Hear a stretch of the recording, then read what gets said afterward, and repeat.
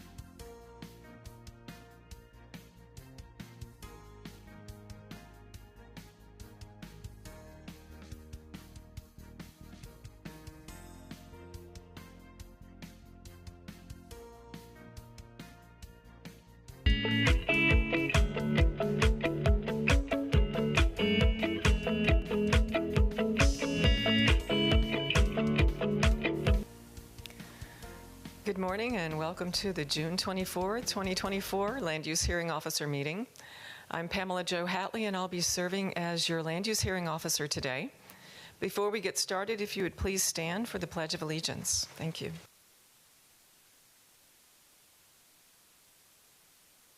to the flag of the United States of America, and to the republic for which it stands, one nation, under God, indivisible, with liberty and justice for all. All right, thank you. And again, I'm Pamela Jo Hatley. I'll be serving as your land use hearing officer today. If you have any devices that make noise, would you please silence those at this time? Thank you for that. And I would like to introduce Ms. Colleen Marshall from the Development Services Department to introduce staff and any agenda changes, withdrawals, or continuances. Good morning, Colleen Marshall, Development Services. To my right is Carmen Mason of Development Services staff. To my left is Cameron Clark of the Hillsborough County Attorney's Office and Jillian Massey of Planning Commission staff. During the course of the hearing, a number of other staff planners will be presenting their findings for various cases and will be introduced for each item. We have no changes to the published agenda. We do have a few continuances and withdrawals today. Item A1, variance 240575. The applicant is Veterans Construction, LLC. This application is out of order to be heard and is being continued to the July 29, 2024 Land Use Hearing Officer hearing. Item A2, Special Use 240622. The applicant is Sisters of Jesus, the High Priest Corporation. This application is being continued by the applicant to the July 29, 2024 Land Use Hearing Officer hearing. Item A3, Special Use 240625. The applicant is Harvest Time of Tampa Incorporated. This application is out of order to be heard and is being continued to the July 29, 2024 Land Use Hearing Officer hearing. Item A4, variance 240703. The applicant is Thaddeus P. Bowen. This application is out of order to be heard and being continued to the July 29th, 2024 Land Use Hearing Officer hearing. And item A5, fee waiver 240776. The applicant is Jerry Hoffman, and this application is continued by the applicant to the July 29th, 2024 Land Use Hearing Officer hearing. This concludes the continuances and withdrawals. All right, thank you. The agenda today consists of items that require a public hearing by a hearing master. I will conduct a hearing on each agenda item today and will submit a decision within 15 working days of the conclusion of today's hearing. My decisions will be filed with the clerk of the Board of County Commissioners. The hearings will be informal. I will ask questions related to the scope of direct testimony and may call and question witnesses as I deem appropriate. I will decide all questions of procedure. I will take evidence, but will exclude evidence that is irrelevant, immaterial, or unduly repetitious. Evidence may be presented in written form, and all testimony shall be under oath. Hearsay evidence may be used to supplement or explain other evidence, but shall not be sufficient alone to support a finding of fact unless it would be admissible over objections in a civil court action. The order of presentation today will be as follows. First, county staff will call the case. Development Services will have 5 minutes to present its report and findings. The applicant and the applicant's witnesses will have 15 minutes to present the proposal. Proponents will have 15 minutes to present arguments in support of the proposal. Opponents will have 15 minutes to present arguments against the proposal. County staff will then have 5 minutes to present any amended findings or comments, and the applicant will then have 5 minutes for rebuttal and summation. That order of presentation applies to variances. For special use cases, staff will call the case. The applicant and the applicant's witnesses will then have 15 minutes to present the proposal. County Development Services will have 5 minutes to present its report and findings. Planning Commission will have 5 minutes to present its finding of compliance or non-compliance with the comprehensive plan. Proponents will have 15 minutes to present arguments in support of the proposal. Opponents will have 15 minutes to present any arguments against the proposal. County staff will have 5 minutes to present any amended findings or comments, and the applicant will have 5 minutes for rebuttal and summation. The 15 minutes that are for proponents and opponents is the total time allotted among all speakers. So if there are a number of persons who wish to speak on an item, the 15 minutes will be distributed among those speakers. Also, if there are a number of persons who wish to speak, you may designate a single spokesperson to represent your views. When you come to the microphone today, please first state your name and address. The meeting is being recorded, so please speak into the microphone and clearly so your testimony can be recorded. And when you're finished speaking, please see the clerk on my left here to sign in for the record. Now we'll hear from the County Attorney's Office for legal requirements regarding appeal of the Lujo's decision. Thank you, Madam Hearing Officer. Good morning, Cameron Clark, Assistant County Attorney. This is a land use hearing officer public hearings for variance and special use requests. This is the time for interested parties to present evidence and testimony. Once the hearing officer has closed a case, the record of that case is also closed and no new evidence regarding that case may be submitted thereafter. Any decision by the hearing officer may be appealed to the Land Use Appeals Board. Should a decision of the hearing officer be appealed, the evidence and testimony presented at this public hearing shall be the only evidence that is subject to review by the Appeals Board. In reaching a final decision on petitions, the Appeals Board will only consider the decision of the hearing officer and the record made at this public hearing. If an appeal is filed, the Appeals Board hearing shall consist of oral argument by the party appealing the decision, by county staff, and by any interveners, each of whom may be represented by legal counsel. The following shall stand to appeal a decision of the hearing officer or to intervene in an appeal. First is the applicant. Second is anyone who appeared before the hearing officer, presented testimony or other evidence, and is adversely affected by the decision of the hearing officer. It's the role of the County Attorney's Office to ensure that no new evidence or testimony is allowed before the Appeals Board that was not presented to the hearing officer at today's hearing. The County Attorney will recommend that the Appeals Board disregard evidence or testimony that is outside the record made at today's public hearing. Any evidence presented to the Appeals Board that is outside today's record could jeopardize the legality of the Appeals Board decision, and the presenter of that evidence could hurt their own cause. The safest course of action then is to write down any comments that you make today and to repeat those comments to the Appeals Board. Thank you. Thank you, Mr. Clark. All right, all testimony heard today must be under oath. So if you do plan to speak today, please stand and raise your hand to be sworn in. Also, if you're online and you plan to speak virtually, also please raise your hand to be sworn in.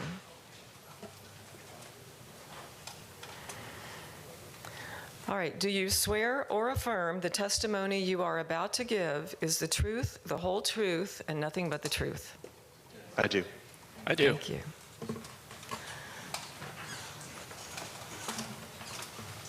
All right, Ms. Marshall, I think we're ready to hear the first case. Today's agenda, we have no vested rights, which brings us to Section C, fee waivers. Item C1, fee waiver 240684. The applicant is John Keener, and I'll present staff findings. The applicant requests a fee waiver of the variance application, fast track fee, and sign reposting fee on the basis of staff error. The administrator is not authorized to grant fee waivers in such circumstances. Therefore, the subject request must be reviewed for an approval of an exception by the land use hearing officer. Per DRPM section 9.7G, the LUHO shall conduct an independent review of the request based on the criteria herein and the testimony at the proceeding. In granting an exception, the LUHO shall be required to find extraordinary financial circumstances, emergency catastrophe, or staff error, which are outside the scope of the administrator's authority to consider. Building permit HC BLD 21-002-02891-REV2 was issued on November 22nd, 2023 for a revision to the existing permit for a new single-family residence to add a pool cabana and revised masonry wall around the pool. After further review and on-site inspection in March 2024, the pool cabana structure under construction was determined to exceed the 15-foot height limitation. Okay, thank you. We'll hear from the applicant. Good morning. My name is Mariana Caracauza Espido. I'm not John Keener, but I am with Keener Architecture.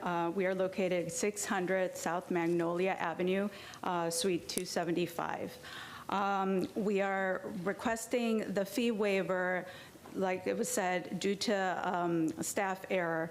We had submitted the drawings. We went through a permit review in which one of the reviews was specific to the height. We had a conversation with the plan reviewer, and with the feedback that we received, we revised the drawings, submitted an AMGOT permit. Construction began back in December, and like it was said, in March, we were issued. During the masonry inspection, we were informed that there had been a complaint.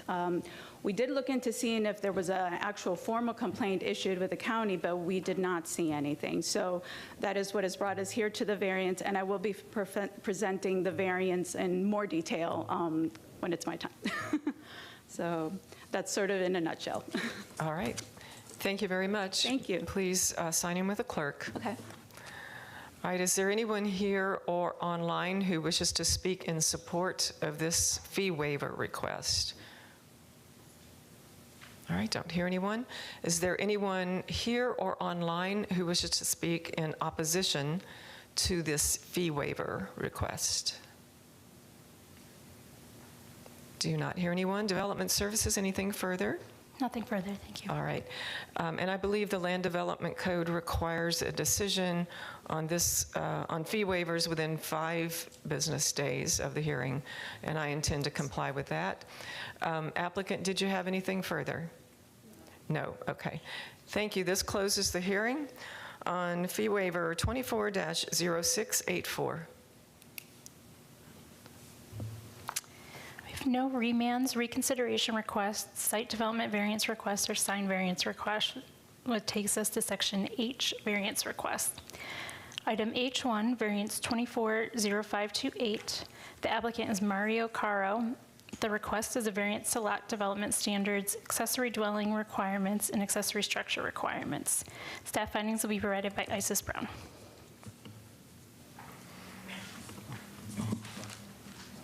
All right. Good morning, Isis Brown, Development Services. Variance 24-0528. The applicant is requesting variances to accommodate an existing single-family dwelling, an existing attached accessory dwelling, and an existing accessory structure on property zoned RSC 9. The first variance per LDC section 611.02.e and 6.01.01, an accessory dwelling shall meet principal dwelling setbacks, which is 20 feet in the RSC 9 zoning district. The variance is for 12.5 feet, resulting in a 7.5-foot variance setback in the rear yard for the accessory dwelling. The second variance is for the accessory structure, which is per LDC section 6.11.04.c.2. Accessory structures may occupy the side yard, providing that such structures are more distant from the street and part of the principal dwelling structure. The variance in this case, and set at a maximum of 3 feet. The variance in this case is for 0.4 feet, resulting in a 2.6 foot side yard variance for the accessory structure located at the southwest corner. Third variance per LDC section 6.11.04C.3, accessory structures may be occupied in the rear yard with a 3-foot a maximum of 3 feet. The variance in this case is for 1.1 foot, resulting in a 1.9 foot variance for the rear yard setback for the accessory structure. Variance number 4 per LDC section 611.04C3, the rear yard may not be occupied more than 20% of the required rear yard and are not closer than the 3 feet. In this case, the existing accessory structure to the southwest is 1% over, so they're requesting a 21% rear yard building coverage. And last but certainly not least, per LDC 6.0101, a minimum of 20 feet rear yard setback is required in the RSC zoning district. The request is for a 12.5-foot variance, resulting in a 7.5-foot for the required rear yard setback for the principal dwelling. All right, findings. Per citation HC CMP 22-00000075, the subject parcel received a citation, and that has been added to the record for failure to not obtaining a permit for the addition in the rear of the house. It's also discovered that the existing accessory structure exceeds the maximum rear yard building coverage, thus the fourth variance request, and the applicant has been advised that accessory dwelling must include the bathroom and kitchen requirements per LDC section 6.11.02b, and that the residence shall be owner occupied for the dwelling structure, the dwelling, yes, accessory dwelling, I'm sorry. I am available for any questions. Okay, then just quickly, since that finding is there related to the bathroom and kitchen, was there an inspection that showed that there isn't a bathroom and kitchen in that accessory dwelling? Not to my knowing, however, that is something that we've always placed in there, letting them know that requirement. All right, and then I guess the same sort of question with the principal dwelling being owner occupied. Has that been confirmed that it is or isn't, or is that just something you put in there to advise? To advise. Okay. Yes, ma'am. Wonderful, thank you. No more questions. All right, applicant. Good morning. I'm David Carroll. I'm on the affidavit, I guess, to speak for my father. I mean, the only thing is when we purchased the property back in 2018, we haven't done anything to the property, so we just bought it as it's the same way that it is. So we've been just trying to get everything up to order and get everything legalized, I guess, that's on the property. All right, so then just to confirm, when you purchased the property, and that was 2018? Correct. And all of the structures that are there today were there at the time? Yes. And the property owner hasn't added anything additional, any further No. structures? Okay. And do you understand then staff's advisory comments that the principal dwelling must be occupied by Yeah. the owner? Also, that there must be a bathroom and kitchen in an accessory dwelling? Correct, yeah. Okay. Any further comments? No. All right. I don't have any more questions for you then. Okay. Thank you. Be Thank sure you. and sign in with the clerk. Sure. All right. Is there anyone here or online who wishes to speak in support of this application? Don't hear anyone. Is there anyone here or online who wishes to speak in opposition to this application? All right. Don't hear anyone. County Development Services, anything further? Nothing further. Thank you. Okay. And applicant, anything further? Mr. Caro? No. Okay. Thank you very much. That we'll close the hearing on variance 24-0528. Next item is item H2, variance 240611. The applicant is Mark Bentley. The request is a variance to the Keystone Odessa Rural Development Standards. Staff findings will be provided by Carol Ann Peddle.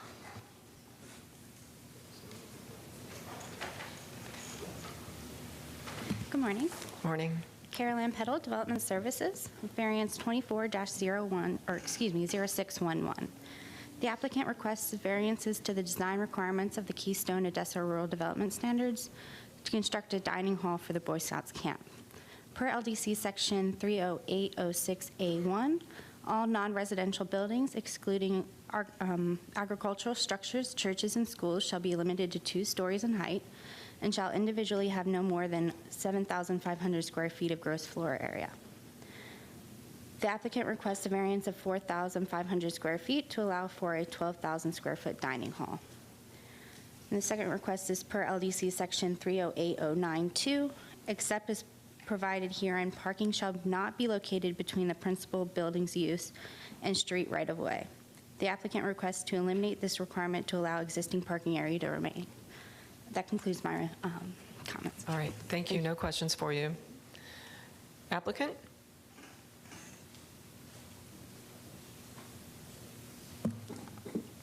Good morning, Ms. Hatley. Mark Bentley, 400 North Ashley Drive. Good morning. I've got some documents I intend to go over, and I'm going to give you a packet of it.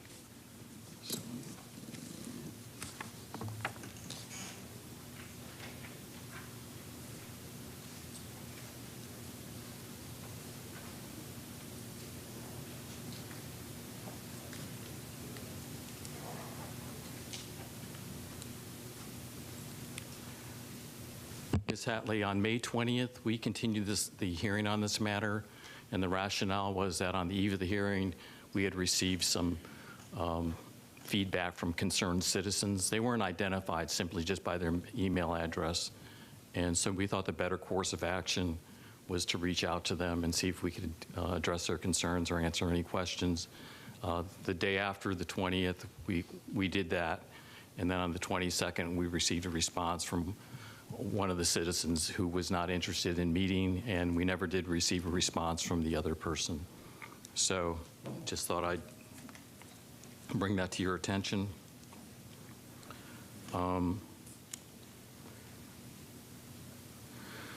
Apparently there was a misconception that the Scouts BSA was going to make substantial changes to the property, including the sale of alcohol, and that rumor kind of filtered through the community. So obviously there's no intention to sell alcohol. And in any event, at the next meeting on the 23rd, representatives of Keystone indicated that the rumor about alcohol was a result of an error in their communications with the community. So just want to clarify that. So what the client intends to do is maintain the status quo. The camp's been out there since 1922, 102 years, and what they're attempting to do is replace the old dining hall with a new dining hall that meets codes, and it would be located essentially on the same footprint in order to minimize any impacts on grand trees or any trees for that matter. So the camp has obviously established a very peaceful, harmonious coexistence with the area's residents over the last 102 years, and that these residents opted to move near a Boy Scout camp. Also, there was a note on the prior site plan that raised some concerns that the client intended to pave the existing grass parking area. It's grass crushed shell, and that's not in the cards either. And based on preliminary communications with the fire marshal, they won't require that. So in essence, we're kind of looking to vest the existence of what's there. It's been there for 100 years, the location of the parking, the material, et cetera.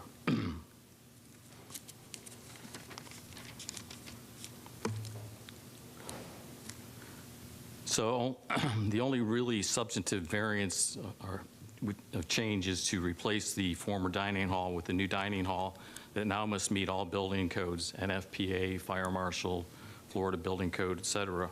This will have a kitchen, dining area, bathrooms, and 2 classrooms, and serve as a hurricane shelter as well. I want to talk to you a bit about the intent of the 7,500 square foot threshold for an accessory building. Clearly, the intent was to limit the scale of these buildings out in the Keystone area. This is a unique requirement with respect to Keystone. So I think it goes to massing and scale. For example, on a 1 acre lot, you'd be allowed to have the 7,500 square feet of an accessory structure. This would be used for horses, woodworking, storing equipment, vehicles, et cetera. So when you consider the subject property, it's important to note that, first of all, no one can actually see the parking lot or this building, okay, from anywhere, basically. The height is limited to 2 stories. However, the site plan we filed is for 1 story. The property consists of 80 acres, so applying the 7,500 square foot, if you did that per acre, the client would be allowed to have 80 7,500 square foot buildings. And if you did the calculation based on the floor area ratio, they would be able to have 116 7,500 square foot structures. So all the client wants is to consolidate everything into one building. And here again, meeting all these code requirements today, that would be 12,000 square feet. Here again, they could put up 2 7,500 square foot buildings almost side by side. But when you double, that would double the cost and reduce the efficiency. So what the client is proposing is reasonable and compatible with the surrounding area. What I'd like to do now is have Ryan Manassi. He's going to go over the site plan and some of the land use issues with you. Just, Mr. Bentley, one question for you. You mentioned that the buildings aren't even visible from the street. I guess that would be Boy Scout Road. Correct. And do you happen to know about how long, it appears it's sort of a flag lot configuration, about how long that extended driveway is? Maybe Ryan can do Okay. that? Okay. Okay, thank you. Okay, sure, you're welcome. Thank you, Mark. Good morning. Ryan Manassi with Johnson Pope, Director of Development and Planning. I should be able to see the PowerPoint on screen. Go ahead. Okay, great. So I'm going to start off with the aerial. To answer your question first, it's around 400 feet from Boy Scout to the entrance of the circulation of the parking area, and I'll show you that here in a second as well. But first off, the aerial of the site, you have a large farm or agricultural use to the west of our site, and the remaining adjacent parcels are made up of that single-family residential. And you can see that to the south as well as to the north. This is the overall site plan, and I'll zoom in here just to give you context, but you could see over to the left-hand side of the screen, that's that long drive, almost that flag portion that goes into the entrance. And then zooming in, I cut off a little bit of the entrance, but it's there to your bottom left. But this is showing what we are proposing for this dining hall. The brown area is the proposed dining hall. That light gray area is the existing circulation, and that parking area is at number 7 area. Again, the entrance from Boy Scout is a little over 400 feet away. So again, as Mark stated, from the street view, and I'll show you some pictures here at the end of this presentation that show you can't even see the parking area or this proposed dining hall area. Okay, then just 1 second. Just to be clear, the parking area is that sort of dotted area marked number 7. Is that correct? Let me just make sure. Yes. And Okay. it may spill over into that northern part as well. Okay. Because that's the existing circulation. And I think when I show you that photo, you'll kind of see how it wraps around, and then it wraps around the existing parking area. Okay, and then the large brown, that's where the new building is proposed to be, and underneath there's, I guess that's where the original structure was? That's correct. Yeah, you could see that outlined existing building, and that's generally the same footprinted area. Obviously, it's a little larger because the previous hall was smaller. And was that structure, is it still there, or was it demolished? It is not. It's demolished. Okay, thank you. You're welcome. So we are requesting the 2 waivers, as staff indicated, section 386A1, and that's a request an increase in size from 7,500 square feet to 12,000, which is that 4,500 square foot increase. And then the second one is from section 3892, and that's to allow that shared parking between the principal structures and the right-of-way. And that's more or less, again, to vest that existing condition. Mark stated, they've been through a fire review, and again, we don't plan to pave that or change it or alter it in any way. We just want to kind of keep it the status quo. The Keystone Odessa Rural Development Standards purpose is outlined in that section 381. It states the purpose of this part is to implement goals, objectives, and policies of the comprehensive plan related to the development of the Keystone Odessa Community Plan. The code tries to ensure non-residential and accessory buildings are in scale and width with the typical principal structures and lot sizes typically in these type of settings. And we understand that, and Mark kind of went into that a little bit as far as the scale and the size of this proposed or our zoning lot. We feel that it is compatible and it meets the general intent of the code. The subject lot, again, is 80 acres. The proposed dining hall is in scale with the existing buildings located on the subject site. Now I'll go into some of the variance criteria. I'll hit on a few of the points. All the points are there in your presentation as well as our application. But for instance, variance criteria 1, the structure size. The new dining hall will require current building code standards, which adds floor area to the building, which were not needed in the dining hall that was built in 1921. For the parking area, the existing and proposed parking lot area is buffered by significant setback as well as mature trees surrounding the subject site. Going into variance criteria 2, and these are just a couple of the items on there. For both the variances, imposing the literal standard of the code would deprive the property of developing a community need while staying within the limitations and practicality of this project for this organization.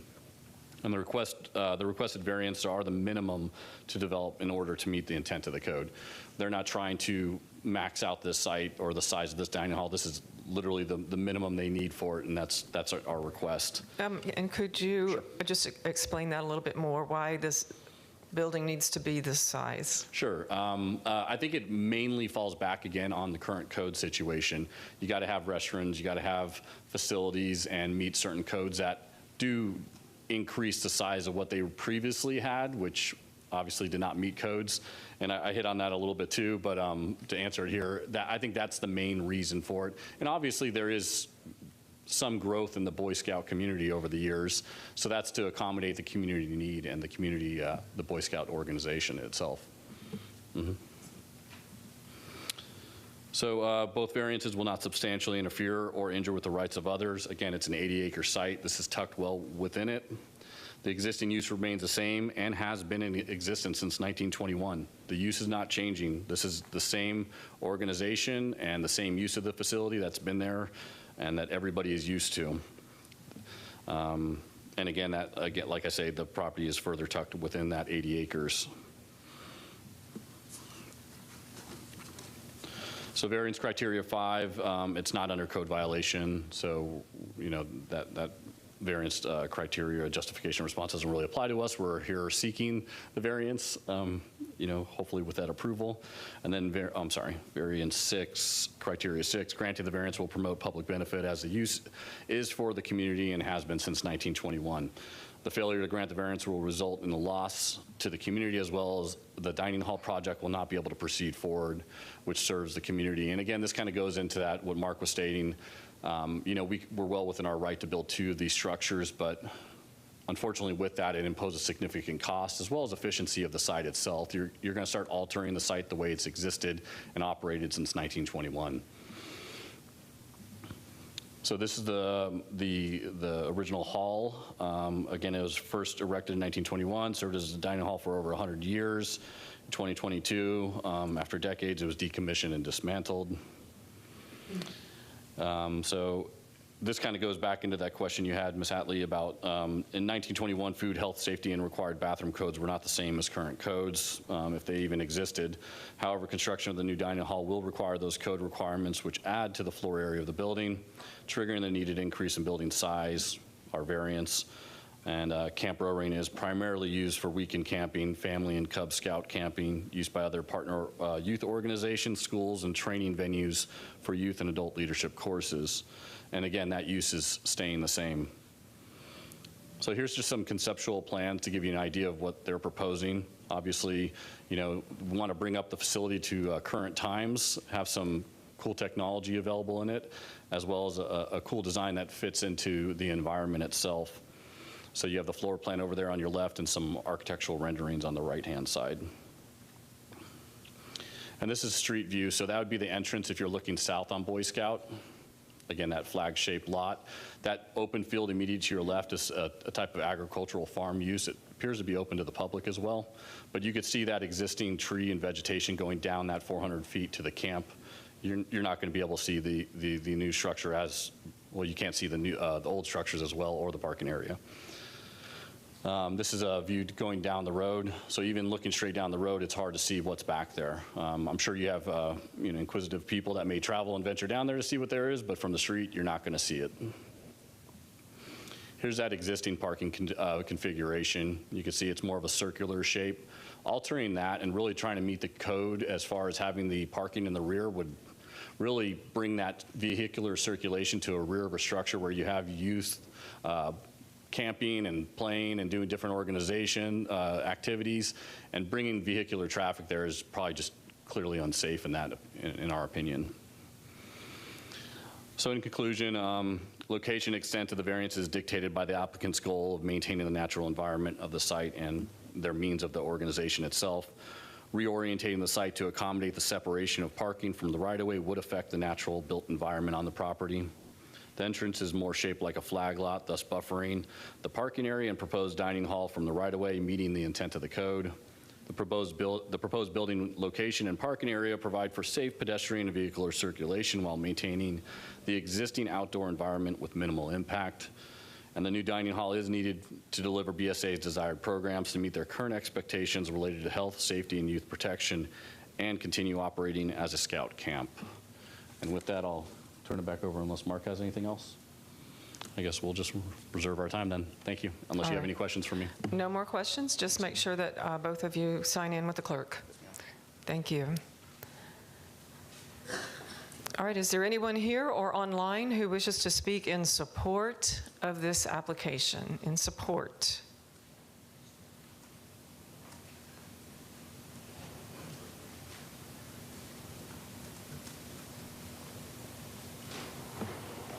Good morning. My name is Mark Rose. I live at 2217 Vandervoort Road in Lutz, Florida.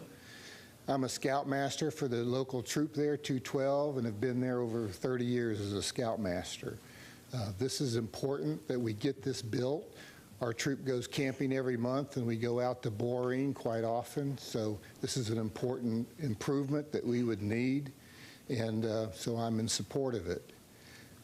Thank you for what you're doing, though. To become an Eagle Scout in the Boy Scouts, which is the highest rank, you must earn 4 citizenship merit badges. Citizenship in society, citizenship in the community, citizenship in the nation, citizenship in the world. So since the beginning of time, we've tried to teach our scouts that citizenship is important and government is important. Citizenship in the community, you must attend a public meeting just like this, and you must understand and see something that has at least 2 points of view and understand how you fall on both sides. So thank you for what you do, and this has 2 points of view.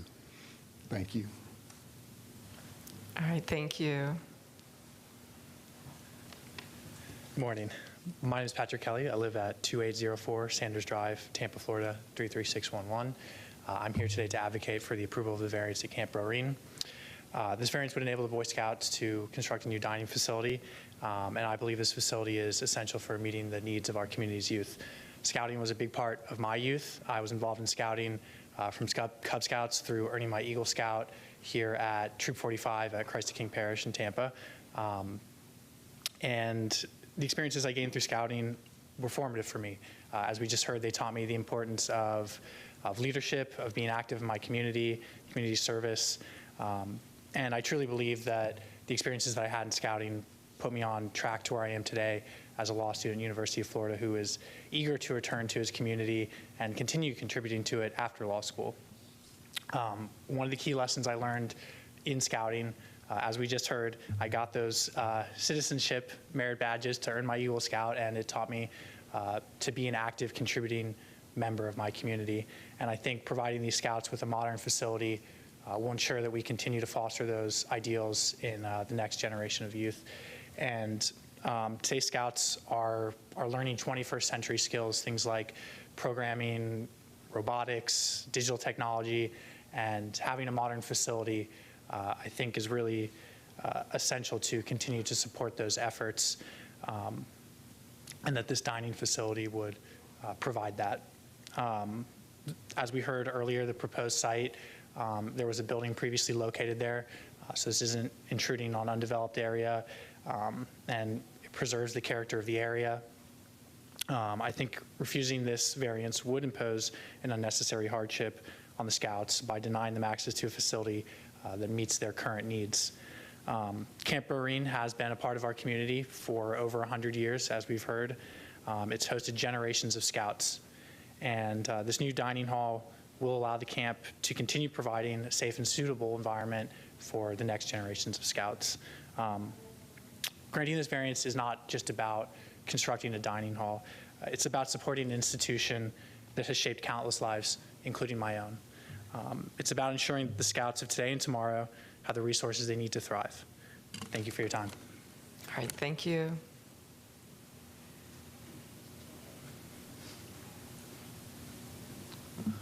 Good morning. My name is Christopher Perez. I am a Boy Scout of Troop 68 in Odessa, Florida.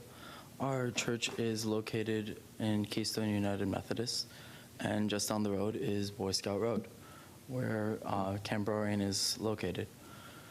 I've been going to Camp Burreen ever since I was a little child. I've been scouting for about 11 years, and I have some of my most fondest memories there. I can recall one of my most happiest is leaving my parents' car to run into the dining hall because we were holding a little summer camp for Cub Scouts. And you'd go in, have fun, then leave, then come out, get there the next day. It'll be a cycle. That dining hall has been with me ever since I was young, and it has raised my brother, it has raised me, it has raised most of my friends, and I am so extremely happy to see that they're building a new one. Now I ask you that you open up the rules to allow this variance for a larger, more compatible dining hall of this nature. Thank you. All right, thank you. Is there anyone else who wishes to speak in support of this application? Come forward if you wish to speak in support, please.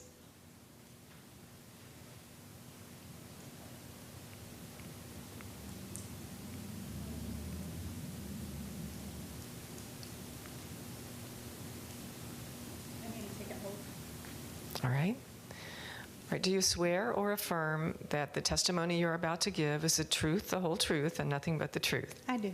All right. And state your name and address, please. My name is Tamara Vasquez. My address is 706 West Harlan Street, Tampa, Florida, 33602. I'm a citizen of the United States. The Boy Scouts is the best thing that's ever happened to our country, our nation, and anything to support them, I'm for, especially reconstructing. Anything for children is so important. It's vital to their well-being, so they can have more room, as they stated, more bathrooms. So I'm just here in support. I was just couldn't help but over here and support them. Thank you. All right. Thank you. Ma'am, please sign in also. Thank you. All right. Then we'll move to opposition speakers. Is there anyone here who wishes to, here or online, who wishes to speak in opposition to this application? Come forward, please.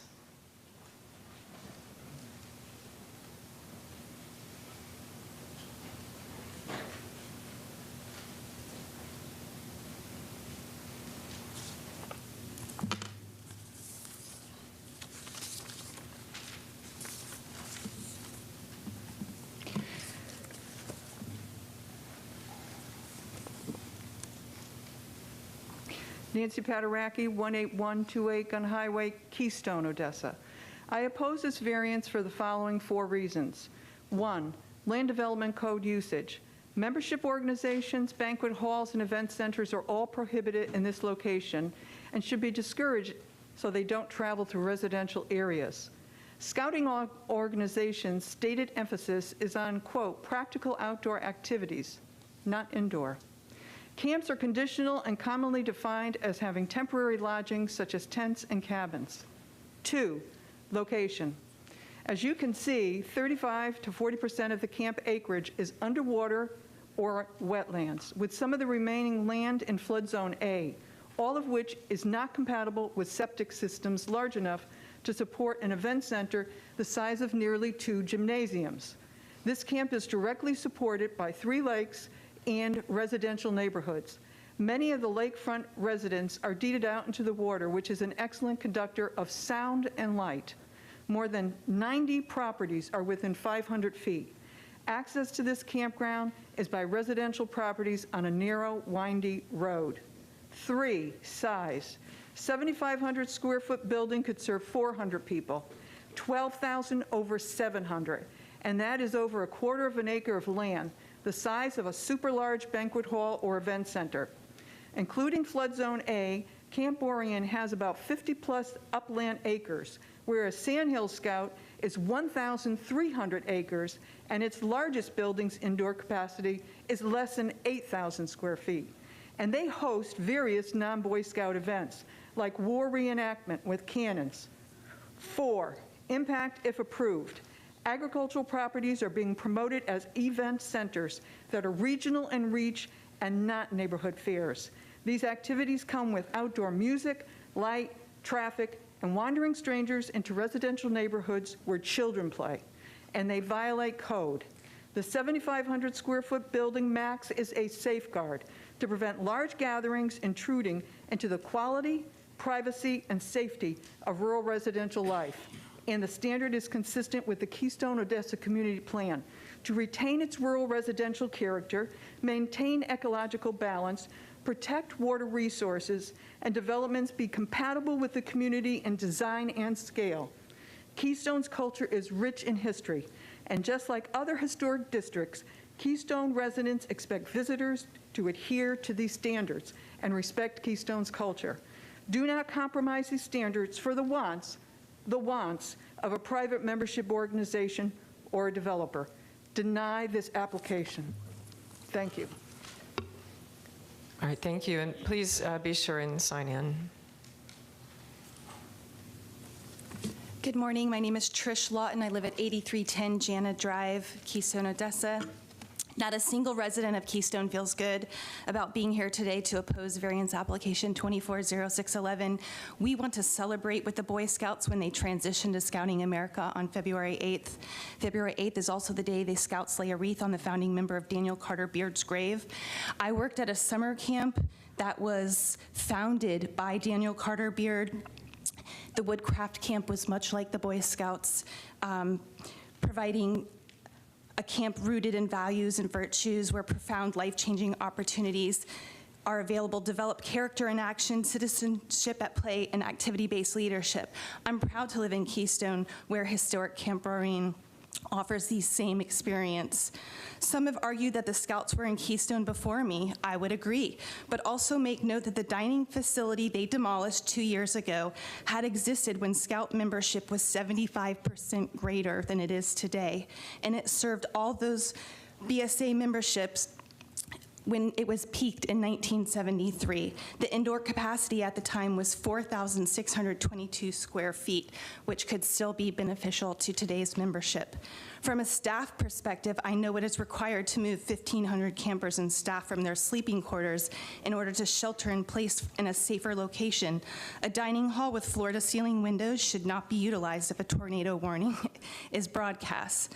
The Scouts are guided by the Scout Oath and Law, but land use development in Keystone is guided by the KOCP, with specific strategies that have been adopted in the county's land development code. No one is looking to camp near BSA headquarters on Central Avenue because Scouting is meant to be in a rural area, not an urban club. 101 years later, it is in tranquil Keystone where policies prohibit urban design standards. It's why Keystone is perfect for camping under star-filled skies. On page 27 of the KOCP, it states densities and intensities on lakefront property should be restricted in order to protect water quality. This would recognize the need for regulations specific to waterfront property, which will protect the natural resource in the long term. A 12,000 square foot facility is 62% larger than the allowable floor square footage. Why is it okay to disregard the policies and ideals of Keystone for the benefit of one group? I grew up in Safety Harbor. We had a very well-known Boy Scout camp. In 1980, it was sold.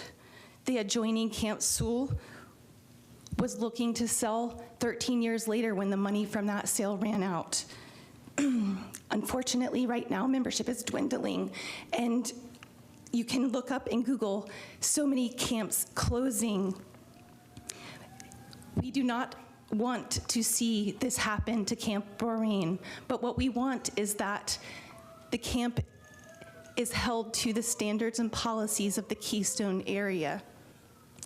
In closing, Camp Boreen can and will still instill the awe of nature and provide a wholesome summer camp experience to today's youth.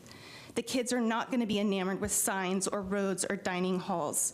No other camp within the greater Tampa Bay 9-county service area has been built with a modern dining room of this size, and those facilities still host many special events like Eagle Scout Court of Honor and annual fundraising events.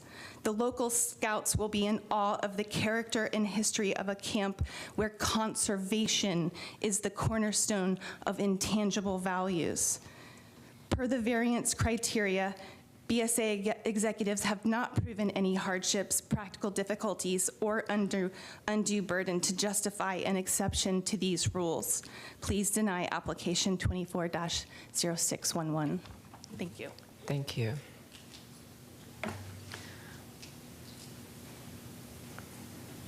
There's about 8 minutes almost left. I have 1.5. Thank you. Good morning, Melissa Nordbeck, 6008 Hammock Woods Drive. This variance is requesting approval for a building almost double the square footage allowed by the Keystone Comprehensive Plan. On Tuesday, May 14th, there was a public meeting at the Boy Scout camp to answer residents' questions. I was surprised to hear the presenter say the proposed cost for this project is $10 million. They have no funds to pay for it and will be fundraising efforts. He even asked if any of us would like to donate. This is a big ask of the community to violate the comp plan that we protect so vigilantly for a building larger than presently allowed in Keystone and has no financial viability. They don't seem to even have the funds to build a 7,500 square foot structure that would be allowed under the current rules. I'm not sure why they tore down the existing dining hall instead of repairing it, but you can't create your own hardship and then testify you need this 12,000 square foot dining hall for the scouts so they don't go without. The site plan that was shown had a bunch of red X's on it. Those were trees, about 32 of them. They're required to be removed for this building, and it seems very counterintuitive to camping in nature. The presenter also mentioned you cannot see this structure. That's not true. You might not be able to see it from the road, but every resident on the lake can see it. We love having Camp Boreen in our community, and we support our Boy Scouts, but the facility is presenting more as an event center than a dining hall. This application plays on our sympathies and is light on facts. Please deny this application. Thank you.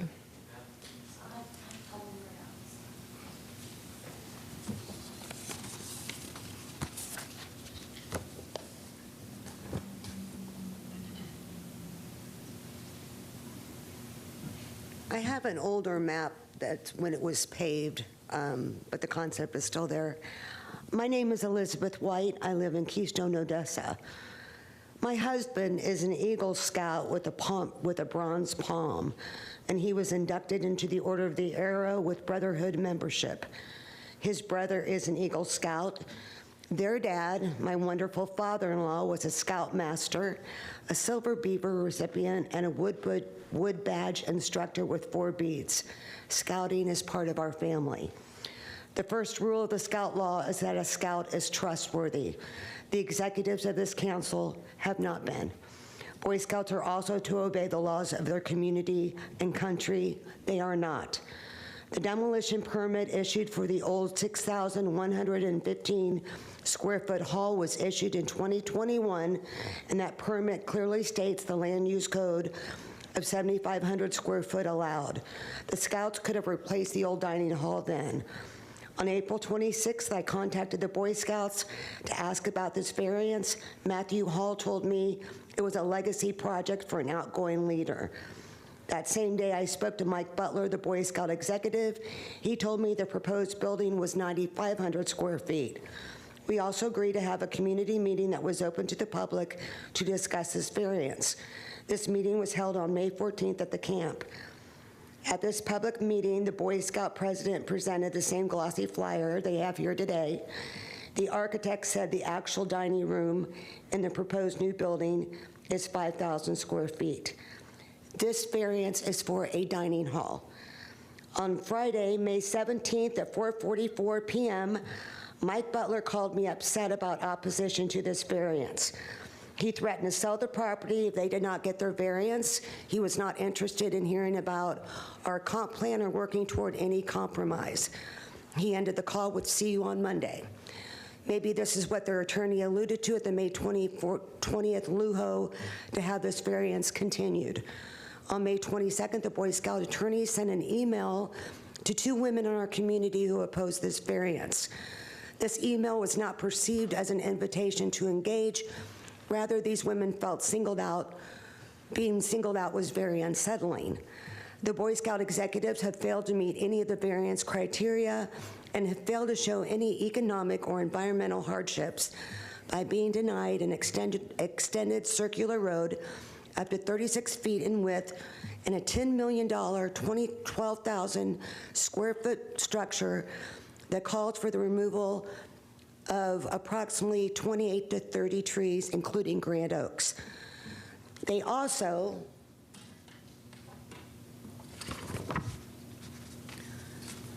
were not honest on page 8, if other applications were filed with Hillsborough County related to this subject property, as plans for a 2,632 square foot maintenance building are currently being processed in development services.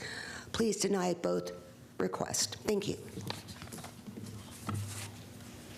All right, thank you. Is there anyone else here or online who wishes to speak in opposition to this application?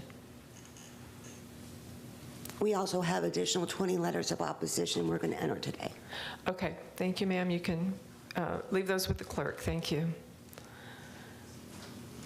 All right, we'll move on then back to development services. Anything further? Nothing further. Okay, thank you. Applicant.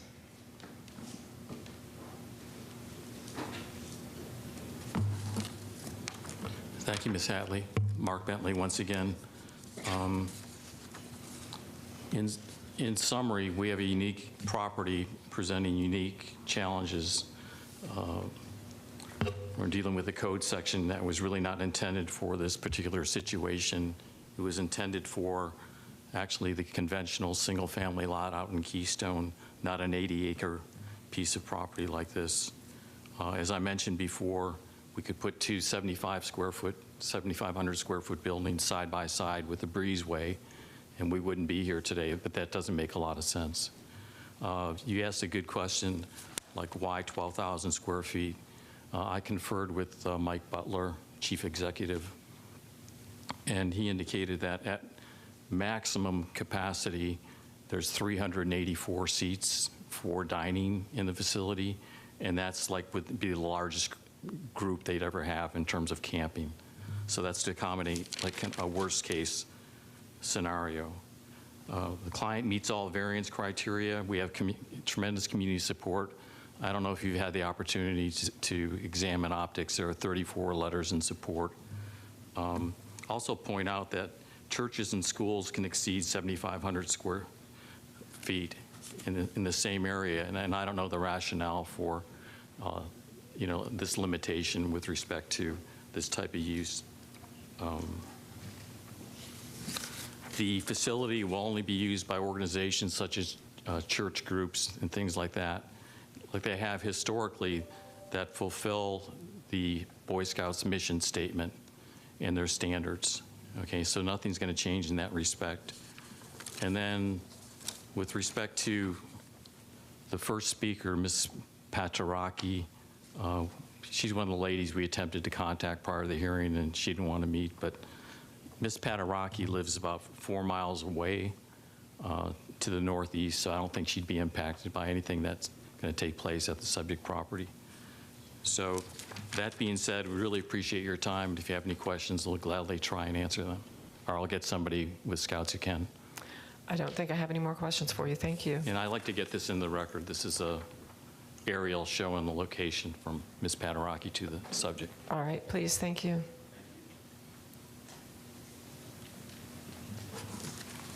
All right, that will close the hearing on variance 24-0611. Next item is H3, variance 240619. The applicant is John Cook, JTC Consulting Services, LLC.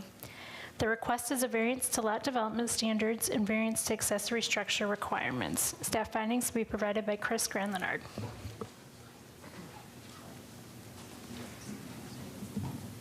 Good morning.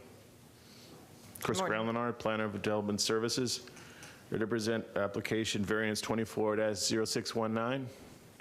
The applicant is requesting multiple variances to accommodate an existing single-family residence, AC equipment, and accessory structure on property zoned AS-0.4.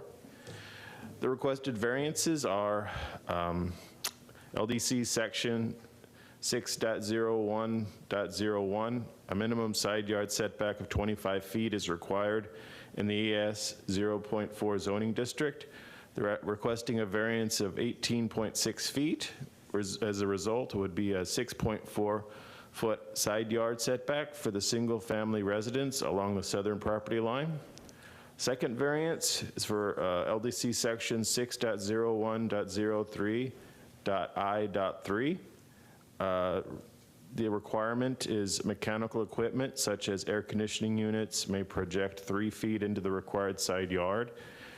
Therefore, a minimum 22-foot side yard setback is required. The variance would be for 18 feet 10 inches. As a result, that would be a 3-foot 2-inch side yard setback for the AC equipment along the southern property line. And lastly, the third variance is for LDC section 6.11.04 and 6.01.01. The requirement, LDC requirement is accessory structures that exceed 15 feet in height shall meet the primary structure setback of the district. A minimum side yard setback of 25 feet is required in the AS 0.4 zoning district. The variance would be for 17.8 feet. As a result, there would be a 7.2-foot side yard setback for the accessory structure garage along the southern property line. Per the applicant, the height of the accessory structure garage is 19 feet, and the AC equipment is set back 3 feet 2 inches from the southern property line. That concludes my staff report. I'll be glad to answer any questions. Just a question about the history of this property. Did staff look into what these structures have been used for in the past? Was this originally a home or some other type of use? Which structure? The front structure that I believe, so the report says to accommodate an existing single-family residence. So the structure that is referred to as a single-family residence. Yeah, it's been there. Any idea what the use was? Has it always been a single-family resident, or did staff not look into that? I believe so, yes. Okay. The applicant could further get into the history. Okay. That's. Okay, thank you. That's all the questions I have for you. Thank you. Have a good. All right, applicant. My name is John Cook. I'm located at 1345 North Falkenberg Road, Tampa, Florida, 33619. The client, the building's been existing since 2000, the primary dwelling residence. They're looking to do an interior remodel. And it's correct about the setbacks. When we first came to lot for a site visit, I noticed that, but I made sure everything was permitted on the property prior to them purchasing the property. They purchased the property approximately 3 years ago, I'm sorry. And they're looking just to do interior remodel. The AC units in question are on the back of the buildings. We could move those to the side and move them further in if that was an issue on both structures. You have, I believe it's the accessory structure next to it and the primary structure, we could move those. But basically, we're not increasing the footprint at all. We are still maintaining the 3,456 square foot of the building. We are not adding on to the building at all. And basically, I'm here to represent the client. Okay, so then I'll ask you, Mr. Cook, what was this building constructed for? There is a living quarters in there, and I think at one time before, in 2000, they may have done an assembly with a church there or something there. There was a church, Okay. I believe. All right. I mean, my question is, how was a residence built there when it clearly doesn't meet the setbacks? And just looking at some online aerial photographs and street views, it doesn't really look like it was used as a residence originally. It was apparently built for something else. You looked at the permit documents, the original permit documents? Yeah, we looked at, we did not see those. We looked in optics, we didn't see those. And when we talked to the county, apparently there was some permits pulled on those. I'm sorry, there was? Yes, when we talked to the county, there was, I believe in 2000, I want to say it was 2000. Yes, 2000, I believe it was. So it sounds like the question of what the building was originally constructed for is unclear, but does someone live there now? Nobody lives there now. They just purchased the property, and basically when I visited the building, when we had the as-built drawings done, there is a living quarters there, bathrooms, kitchen, all that stuff were in there.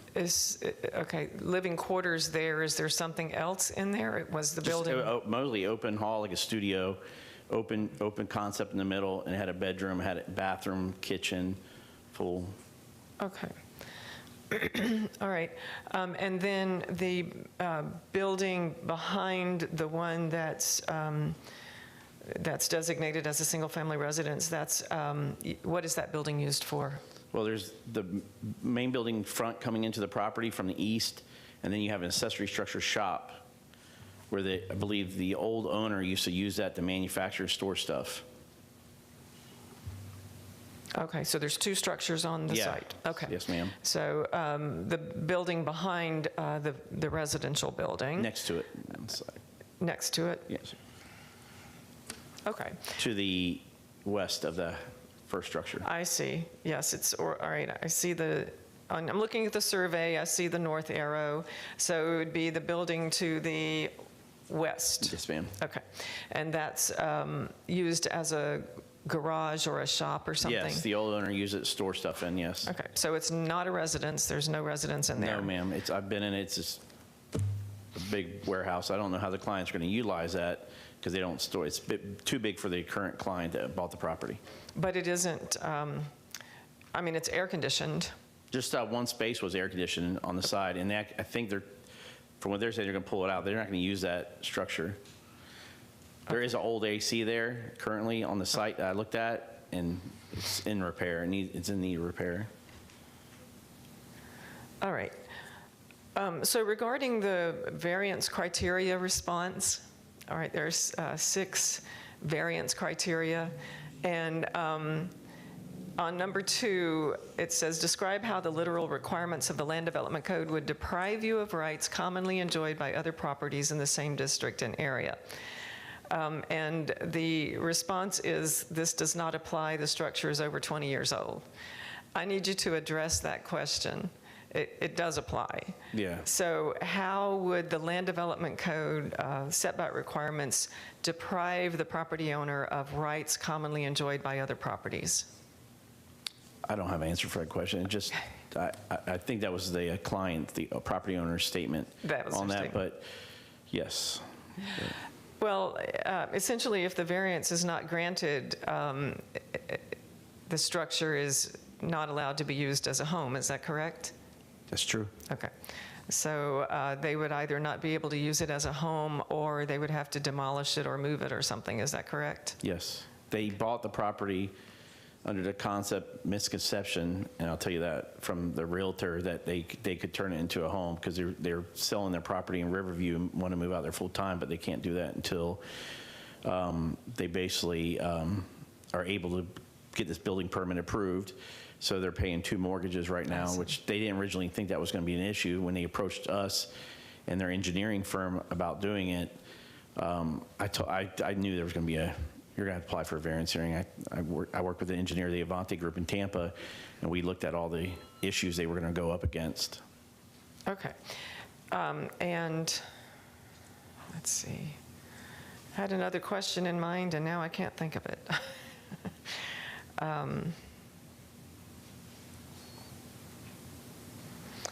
But is it your understanding it's their intention to remodel this and use it as their home, their primary residence? Yes, they want to. Their original idea of purchasing the property is to move in again, sell their home in Riverview, move in that's got the acreage for them to support their kids and their family, their lives. They want to get out of Riverview and get out of that. Okay. Basically, the neighborhood situation. They like the acreage. There was a trailer on the back of the property that was demolished. The demo permit was pulled. They cleared up that, and okay, I recall what I was going to ask you now. Looking at street views on Google Maps, it appears there was a mobile home in the front, so like on the street frontage there, either a mobile home for a while or maybe even a travel trailer. Travel trailer was stored there because they were paying to store it in a lot in Riverview, so they just stationed it there for now. It's not in use. Okay. I questioned them on that too when I approached the property with them to do a walkthrough, and I said, you store it, but you can't. Then nobody can be living in it. Right. Is it hooked up to the septic tank? I do not know. It wasn't at the time when I saw it. Okay. So I'll have to revisit that and find out. But at the time I saw it, no, there was no septic tank or power to it or water. All right. So just storing it there. Yes. Okay. All right. So that's all the questions I have for you then. All right, thank you. Thank you. All right, is there anyone here or online who wishes to speak in support of this application? Do not hear anyone. Is there anyone here or online who wishes to speak in opposition to this application? All right, do not hear anyone. County Development Services, anything further? It's Colleen Marshall. Just to clarify, a little bit for the history. I did look into the permits, and I found in 2005 I believe it's for the accessory structure was permitted as a barn under RGB 07012 was the permit. At the time, they were not required to submit a survey, just a plot plan. So it showed a 25-foot setback on the side, but that may have been where because it was not a survey required at the time, where that discrepancy came from. Okay. Is that record on GovHub or? It's in optics. It would be in the PGM store online. And it's RGB 0712? 07012. Okay, wonderful, thank you. Okay. All right, applicant, anything further? Did you have anything further, Mr. Cook? No, I don't. All right. Thank you. And that's a corner lot too, also, just to let you know. It's on the edge of. Corner? Yeah, on Dormia Loop, and I believe it's 5 acre. I'm sorry. It's on 5 Acre Road and Dormia Loop. I see. It's on a corner lot. Okay. I don't know if that matters. Yeah, I'm looking at the map. It looks like Dormany Loop. I don't see a side road. It might be, you might be referring to a private road or a private drive or something? Well, 5 Acre Road comes to the east and it circles around and it turns into Dormia Loop. Oh, I see. There's a bunch of wooded areas across, like if you're looking in front of the house to the north, it's a big acreage. Yeah. So. Okay. All right, thank you. Thank you. All right, this closes the hearing on variance 24-0619. Next item is item H4, variance 24-0642. The applicant is Todd Pressman. The request is a variance to sidewalk standards. Staff findings will be provided by Richard Perez. I believe he may be virtual. Okay. Good morning, Madam Hearing Officer. For the record, Richard Perez, Development Services Transportation Review Section. The applicant is requesting a variance to waive the required sidewalk along the single-family lots Simmons Ranch court frontage.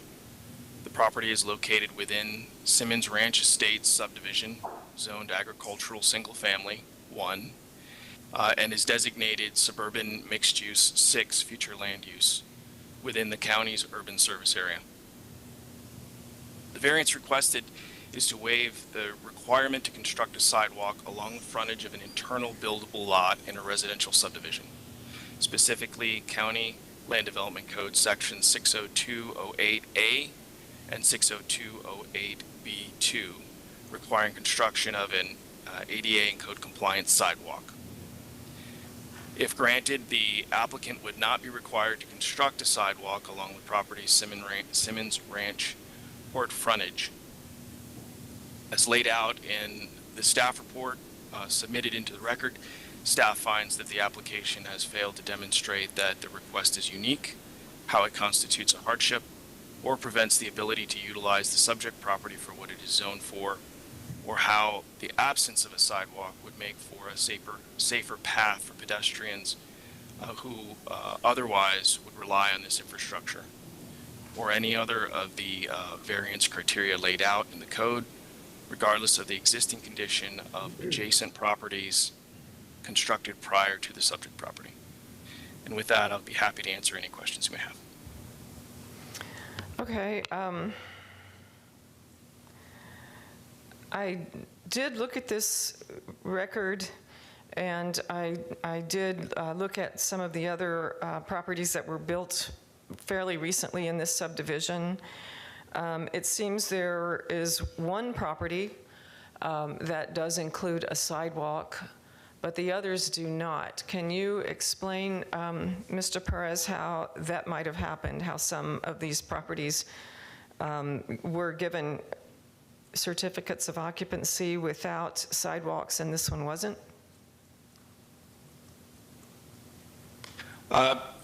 Certainly. Simmons Ranch Court subdivision plat was approved in 2003, 2004. Lots were built over time. There are vacant lots that remain within this subdivision. Some do have sidewalks and others do not. The code applies to all single-family lots,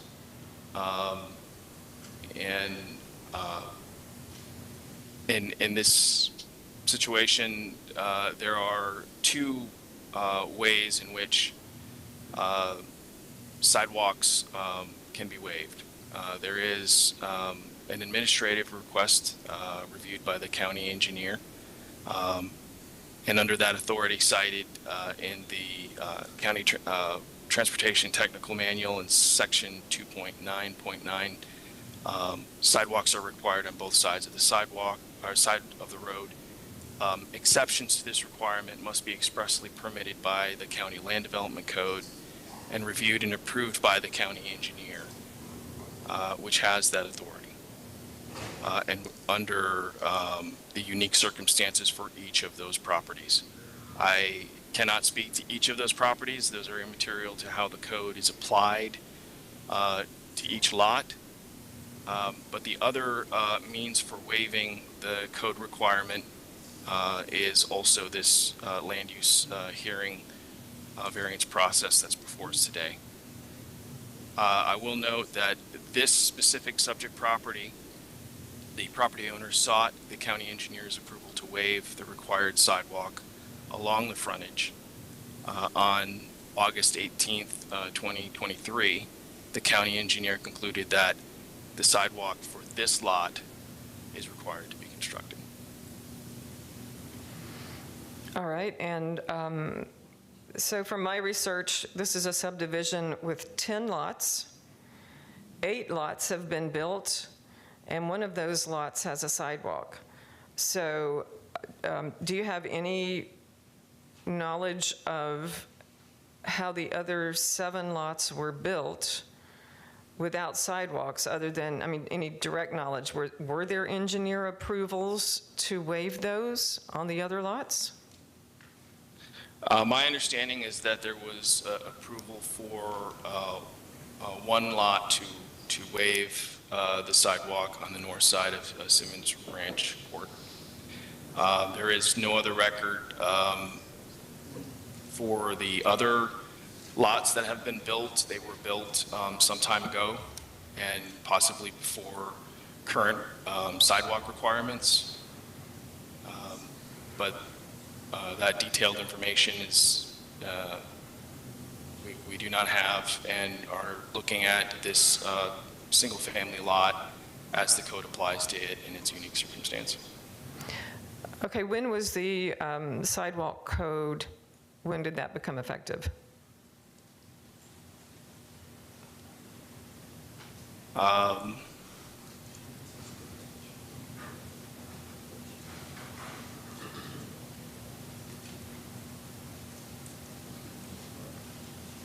I see the most recent amendment to, sorry, I'm looking at the wrong section of the code.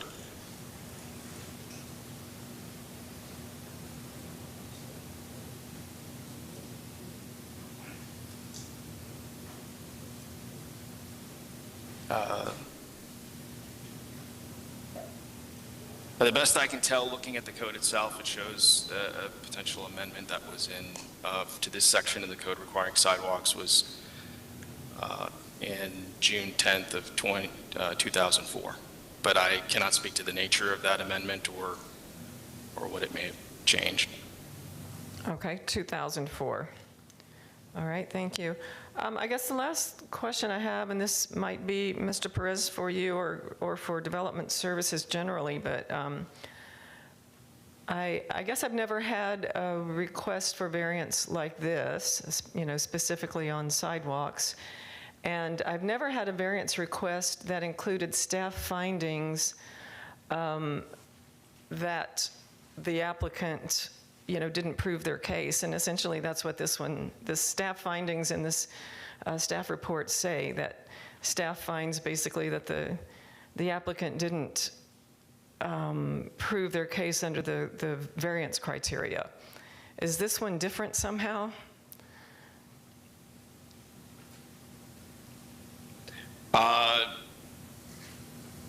Not to my knowledge. Okay. Staff followed the protocol for any sidewalk variance that we've reviewed in the past, and I don't believe that the staff report submitted was any different than in previous reviews. All right, Mr. Perez, thank you. Maybe Ms. Marshall, would you respond to that? Colleen Marshall, so typically on transportation-related variances, they do issue findings. So certain cases, it can be safety-related, but they typically do issue findings. Okay, thank you very much. Sure. Apparently, this is the first one I've seen. Thank you. All right, I have no further questions for Development Services, so we'll hear from the applicant.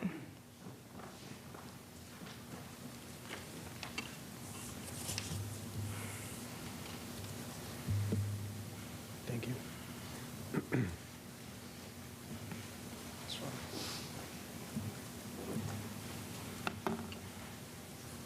Thank you, Madam Hearing Officer. Todd Pressman, 200 2nd Avenue South, number 451 in St. Petersburg, Florida. I'm here with Dr. Nagamiya, who is the property owner. And this is variance 24-0642, a request to waive the required sidewalks. And obviously, you looked at this very closely already, so we appreciate that because there's a lot of gears that kind of turn with this one. The site is located in the Riverview area. Can you see the PowerPoint? Okay. Yes. Per the property appraiser, this is the parcel that the doctor owns on Simmons Ranch Court. And this is an aerial, and it is apparent that you've looked at this as well. When you look at the different lots of the subdivision, there is only one sidewalk that is existing. That's at the cul-de-sac at the very end, and the doctor's property I've designated in the red star. We did want to submit a condition for your consideration today, which is to request approval of the sidewalk waiver on the condition that the two abutting properties install their sidewalk. What we're trying to avoid is the building and construction of a sidewalk to nowhere. So we felt that that was a very reasonable condition that took into account the situation here and took into account the issues that the doctor is facing on the site in regard to this request.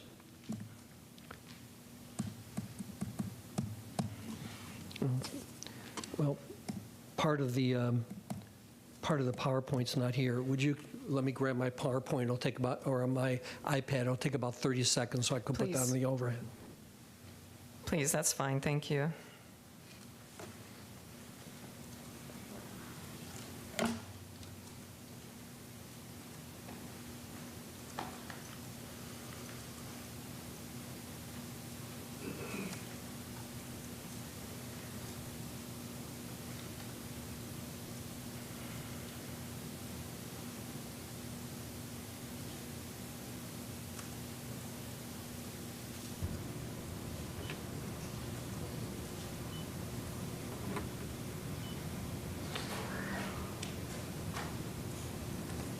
I'm going to ask your deference, because part of the presentation is not here. If I could request continue this case to after the next one, so I can make sure I have the correct materials for you, if I may. Okay, so this morning, we're just going to continue this case until after we hear the next case, but we're going to hear it this morning. I think that should be enough time, yes. Okay. You let me know then when you're ready to present the case, and I'll grant you that. Thank you. And we'll continue this one till just later today when you have all your materials. I appreciate it. It shouldn't take too long. All right, thank you. So variance 24-0642 is continued for a short time, and we'll open the next case. Next item is item H5, variance 24-0650. The applicant is Neighborhood Pest Control Lawn and Shrub Care Incorporated. The request is a variance to freestanding flagpole standards. Staff findings will be provided by Michelle Montalbano.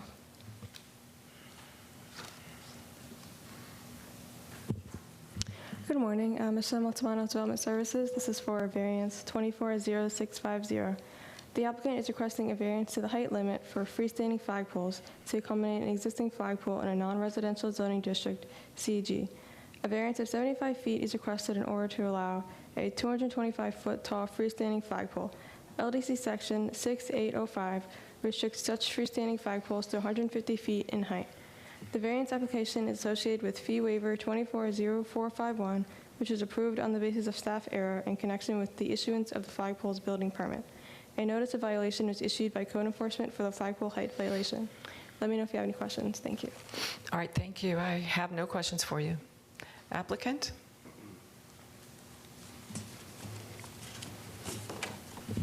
Good morning. William Malloy, 325 South Boulevard, Tampa, Florida. I'm going to try and keep this very direct and brief. We're here asking for a variance to flagpole height standards to allow a taller pole than the LDC allows by code. We're kind of in a strange place here. We're not exactly asking for permission or forgiveness in the matter at hand. Usually it's one or the other. Rather, the flagpole we're discussing was lawfully permitted right about this time last year, full approval, no problems. The permit was subsequently amended by the applicant to allow for additional height, and that revision was again approved by Development Services. That approval reflects the height of the current structure now. Then on the very day that construction was completed on the structure, I think someone realized that the height of the structure was out of bounds of the LDC. A stop work order was issued, and that's actually how we got here today. The structure was complete at the time that the stop work order was issued. The distinct issue at hand really is the delta between the approved constructed height and the codified maximum. I'd mentioned for the record that we did go through the fee waiver for this process. That was granted based on the example of staff error. That is really our story. We're here because a permit was applied for and granted, a structure was completed, and now we kind of have to re-legitimatize it after the fact. I am very certain this is the last thing the county wants to have to deal with right now, and we assign no blame for the permit being issued in error. There's no, finger pointing here whatsoever. We just want to make sure that we get this structure legal. My responses to the variance criteria are on the record. I stand by what I wrote, but I'm happy to expound on any of them. Again, it's a slightly different situation than you'd see with a traditional variance, in that the criteria maybe doesn't necessarily strictly apply to the hardship that we face here. I know that financial hardship really shouldn't be considered in this instance, but because the structure was completed based on a building permit, it's worth mentioning that we're about $400,000 invested into this, so that's not insignificant, unfortunately. I do have, for the record, in addition to what's online, 46 emails of support here, including one from the District 2 Commissioner and our chair. Can I hand these to you? Or? Would you submit those to the clerk, Okay. and they will see that I get them, and I will get them, and I will read them. So with that, again, I want to keep this limited to the height if possible, and how we got here. I'm happy to answer any questions about that. Well, I do have some questions I need you to address. First of all, I guess, is it accurate to say that your client has a lawfully issued building permit when the Land Development Code clearly sets a height limit, and this exceeds the height limit? Staff really doesn't have the power to go against the Land Development Code. So is this a lawfully issued permit, or is this a permit that is void and ultra vires? I believe that the legal standard, and I'll be very careful here, is that a permit issued in error is still in error. So for me to say a lawfully issued permit is probably it's imprecise. They went through the proper procedures, the proper application, the proper review, and received a building permit that had been blessed by staff. Was it lawful in terms of the LDC? No. All right, thank you for clarifying that. Could you make the hardship arguments in a way that is not related to the permit at all, but that is related to the property? In other words, if your client wanted a flagpole placed where it is it still effective for the use? Can it still be seen if it meets the Land Development Code maximum height criteria? If it meets the minimum or maximum 150, I don't think I could say with a straight face that flagpole would not be visible, that you would not be able to see a flag displayed upon it.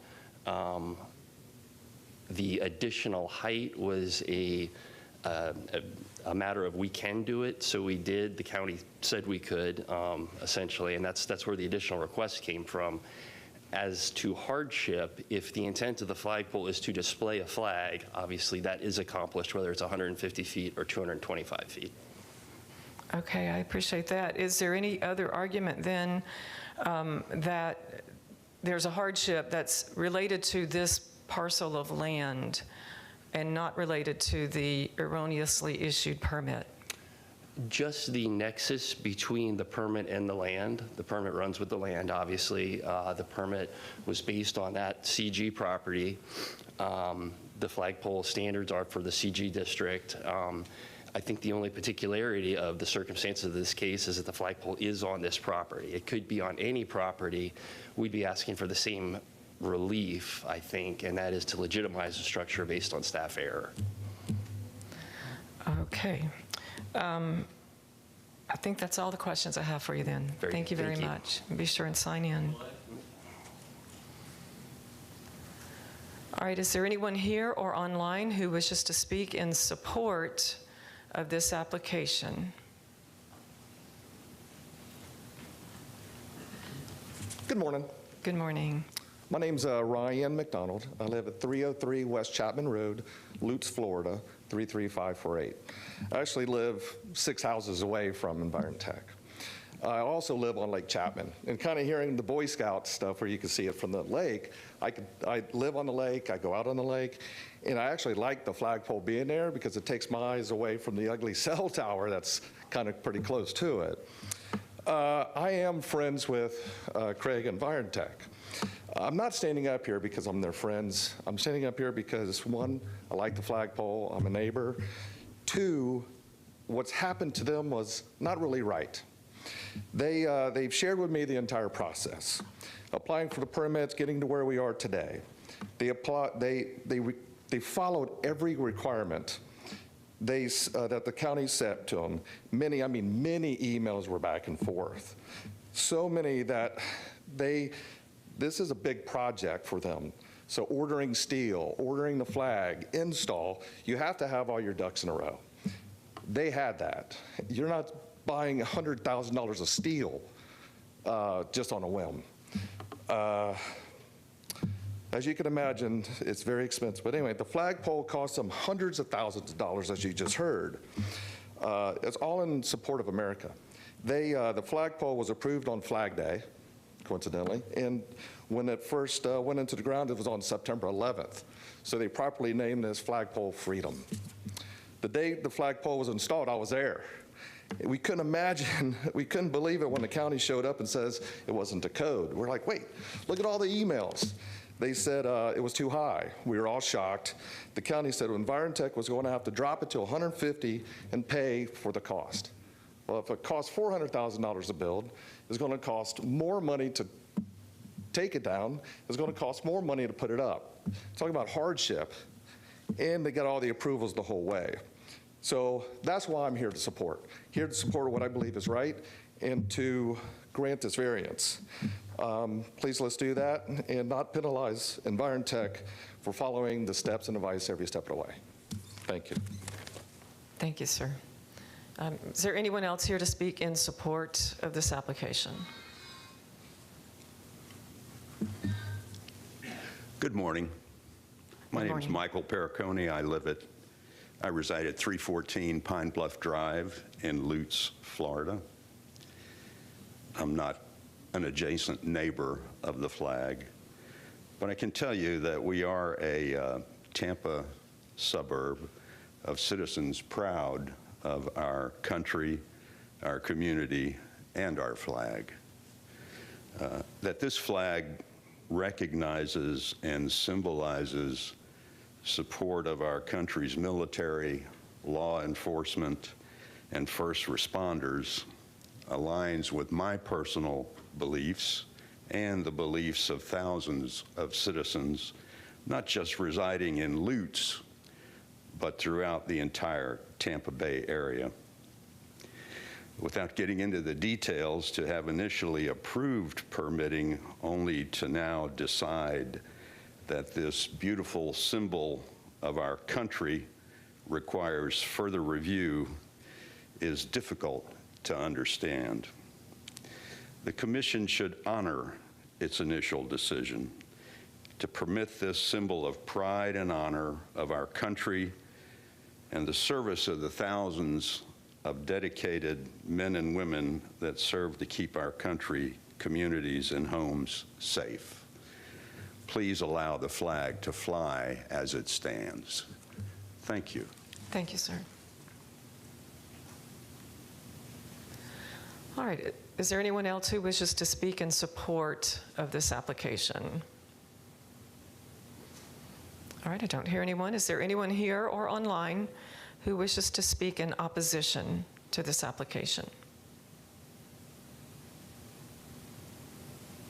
All right, do not hear anyone. Development Services, anything further? Nothing further, thank you. Okay. And applicant, anything further? Honestly, no. I expected to be rebutting right now, but I'm not. Thank you. All right, thank you.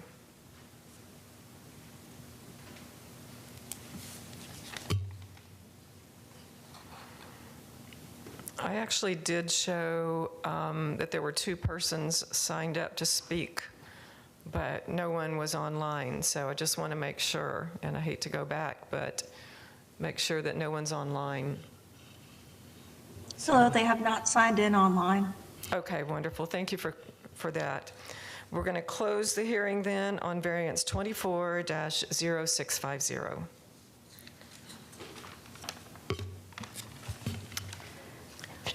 Like Mr. Pressman indicated, he's ready to proceed. If you'd like to go back to H4, variance 24-0642. All right, so reopening variance 24-0642. And Mr. Pressman, you may continue with your presentation, please. Thank you. Appreciate the deference. So what you have in front of you is an aerial which shows the subdivision and the one existing sidewalk, which is located here. The doctor's property is located where the star is. So we have reached out to the subdivision, and the folks we've been able to get a hold of show a great deal of support for the variance, which is a good number of the lots, each indicated in the yellow support. And those are petitions upon which they signed in support of the variance. I've indicated, very importantly, about a condition. We're asked for your support of that condition. We think that makes this request very reasonable and very supportable. You've also made note already yourself, very importantly, that the plat and the COs, or at the CO at this site, and as our understanding of others, is that no sidewalk was required or recorded. Mr. Perez, who always does a great job, mentioned one property across the street, which would be, to my understanding, would be 1019, did receive a waiver from the county engineer, which quite frankly we were unfamiliar with, although we did research the separate properties. And I would ask, if it's possible, ask Mr. Perez if he's aware of the details of that. But looking at the variance criteria, hardship and difficulty would be construction of a sidewalk when no others are abutting.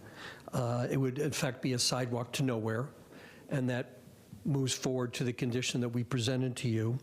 The literal requirements of the code would require the construction of a sidewalk that provides no solution of a complete and dedicated sidewalk surface. Under the condition proposed, that trigger or that standard would be met. Criteria number 3 is, if allowed, will not substantially interfere with or injure the rights of others whose property will be affected. Of course, we've already documented to you a number of owners in the subdivision who are in support of the request. But under the condition, a sidewalk that would be a complete walkway would not interfere with the rights of others. Rather, it would be the opposite. It would support that and meet the code's requirements. Item number 4 is harmony serves in general intent and purpose of the LDC, that under the proposed conditions, there would be a complete and direct sidewalk and would meet the harmony and general intent of the LDC and comprehensive plan. Criteria 5 is how the situation sought to be relieved by the variance and not result from legal act result of the actions of the applicant. You've seen already the plat and the CO don't call for a sidewalk, but the condition again would allow that complete walkway surface. And item 6, which I think is the most important, is allowing the variance will result in substantial justice being done, which is a balancing between public benefits and individual hardship. And not to beat a dead horse, but again, building a sidewalk to nowhere doesn't benefit anyone. And the balance of substantial justice being done, that when the sidewalk can be meeting its purpose and goals, which would be connectivity throughout the subdivision, under the condition, then we do believe that substantial justice would be done. So with that, we're happy to answer any questions. And I don't know if Doctor, did you want to make any comments? Sure. If I may? Yes, please, thanks. Hi, it's Samir Nagami. I'm a lifelong resident of Hillsborough County. And your address, please? 10014 Simmons Ranch Court, which is currently under construction, but that will hopefully be my future home. So the reason that we requested this variance is, of course, because initially when we got our permitted plans to the county that were approved, there was no sidewalk there, and that was approved by the county, and it was sealed. And it wasn't until my builder wanted to make an adjustment with regards to a question of the culverts that were being installed, whether it was going to be round concrete pipe or what kind of pipe, that then we were there, then after we had permitted and done our plans and started construction, that we were now told, you have to have a sidewalk there. And I said, as a citizen, I looked and I said, well, wait a second, why do we have to put a sidewalk here? There is no sidewalk anywhere else. And of all the properties in our community, there's one property that has a sidewalk, and that is a sidewalk to nowhere. It is not abutting my property. It's not next door to my property. It's actually a couple of doors down. But of all the properties there's 10 total. I have discussed with all of my neighbors if they would want a sidewalk in our community. And every one of them has verbally told me, no, we do not want a sidewalk in our community. And we support no sidewalk in our community because that's the way the community was platted and built. And so I'm here to request a variance to that because initially we were told you don't need a sidewalk. Then after construction was started, after I got my funding for my project, it says now you have to build a sidewalk. And we were not designed to build a sidewalk there, unfortunately. So I do request the variance, and I appreciate everyone's time and effort. If there's any questions, I'd be happy to answer them. Thank you. All right, I have a couple of questions, and I don't know, Mr. Pressman or the property owner could answer this, but a couple of things. First of all, and I did take time to research this case a bit, I saw that there was a right-of-way permit where there was a site plan in March of 2023 that does not show a sidewalk. And I looked at that because you specifically said in your application, it might have been your variance criteria response, that the sidewalk was not on the plan. But there was a revised plan that was submitted September 28th, 23, that does show a sidewalk. Are you familiar with that? Yes. And that might be what the doctor is talking about. Okay. Is that the revision that you just referenced that that you had to make? Correct. That's after the contractor was told a sidewalk needs to be there to be able to get a CO. Okay. So then that was added to the plan. So that's one question. Another question, and Mr. Pressman, you mentioned that the property at 10019 was administratively granted a waiver for the sidewalk. Is that correct? Well, no, actually, I was unaware of that. My understanding was that Mr. Perez indicated that. Oh, all right. And I think that property was very recently construction finished. So I thought you said you were aware of that. So I'll go circle back and ask Mr. Perez in a moment about that. Would you address, please, a hardship that, again, this is sort of like the prior case where there was there might have been approvals issued in error, and I believe that there was a reference made to that permits were approved in error without the sidewalk, and then you learned there had to be a sidewalk. But that doesn't really constitute the hardship. What is the hardship that is specifically related to this property? Why can't this property install a sidewalk? I think it's very simply answered. The code requires a walkable surface throughout the subdivision and pedestrian connection out to the main road. In this circumstance, as it exists today, the scenario, if the doctor builds a sidewalk, to use the phrase, it's a sidewalk to nowhere. Serves no purpose. Therefore, we submitted the condition that once there is a dedicated abutting sidewalks on either side, that would then be his part as the one lot owner to meet the level the code requires for a sidewalk that is usable, workable, operational. Other than that, it is a hardship. It's a uniqueness and hardship to have to build the sidewalk when there is no purpose met as prescribed by the code. So just backing up a minute, the requirement for the sidewalk is for each lot. It isn't, as you described, a sidewalk that goes somewhere.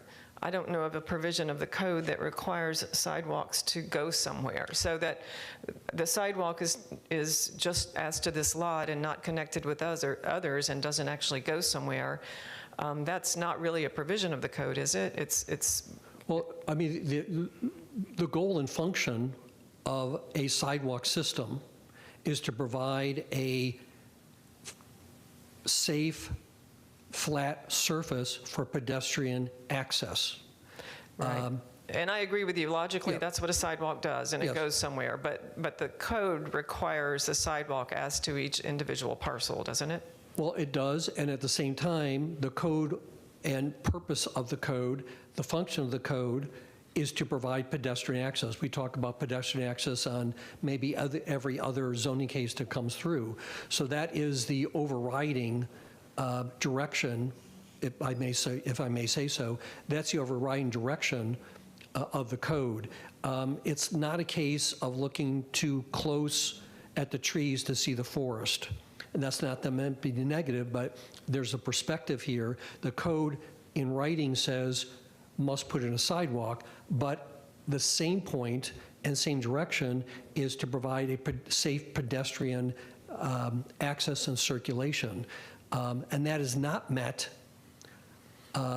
if the doctor puts in a sidewalk just on his property. However, it is met and becomes incumbent upon him to do so when sidewalks are abutting on either side of his property. And what might trigger that? What might trigger the abutting properties to have to install sidewalks now that they are built, apparently CO'd, people living in them? What might trigger sidewalks? Well, as someone who formerly sat in the Code Enforcement Board, I think the staff is extremely well aware that there has been a deficiency at this subdivision, and I would be pretty sure that this is something they're going to follow up with. And as you said, a subdivision, and you know, subdivision plats don't typically show that kind of detail. I don't think it's unusual that a subdivision plat doesn't show sidewalks. However, back to the question, are you suggesting then that following this case, code enforcement might go out and visit the community and require everyone to put in sidewalks? Well, I mean, I think to answer your question, I think it could come in a number of different ways.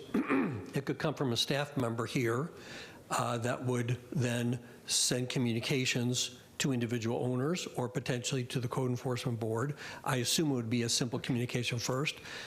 Typically, it might be one neighbor who wants to see sidewalks, file a complaint with the county. It could come in a number of different ways. It could come from Mr. Perez, as he's been made aware.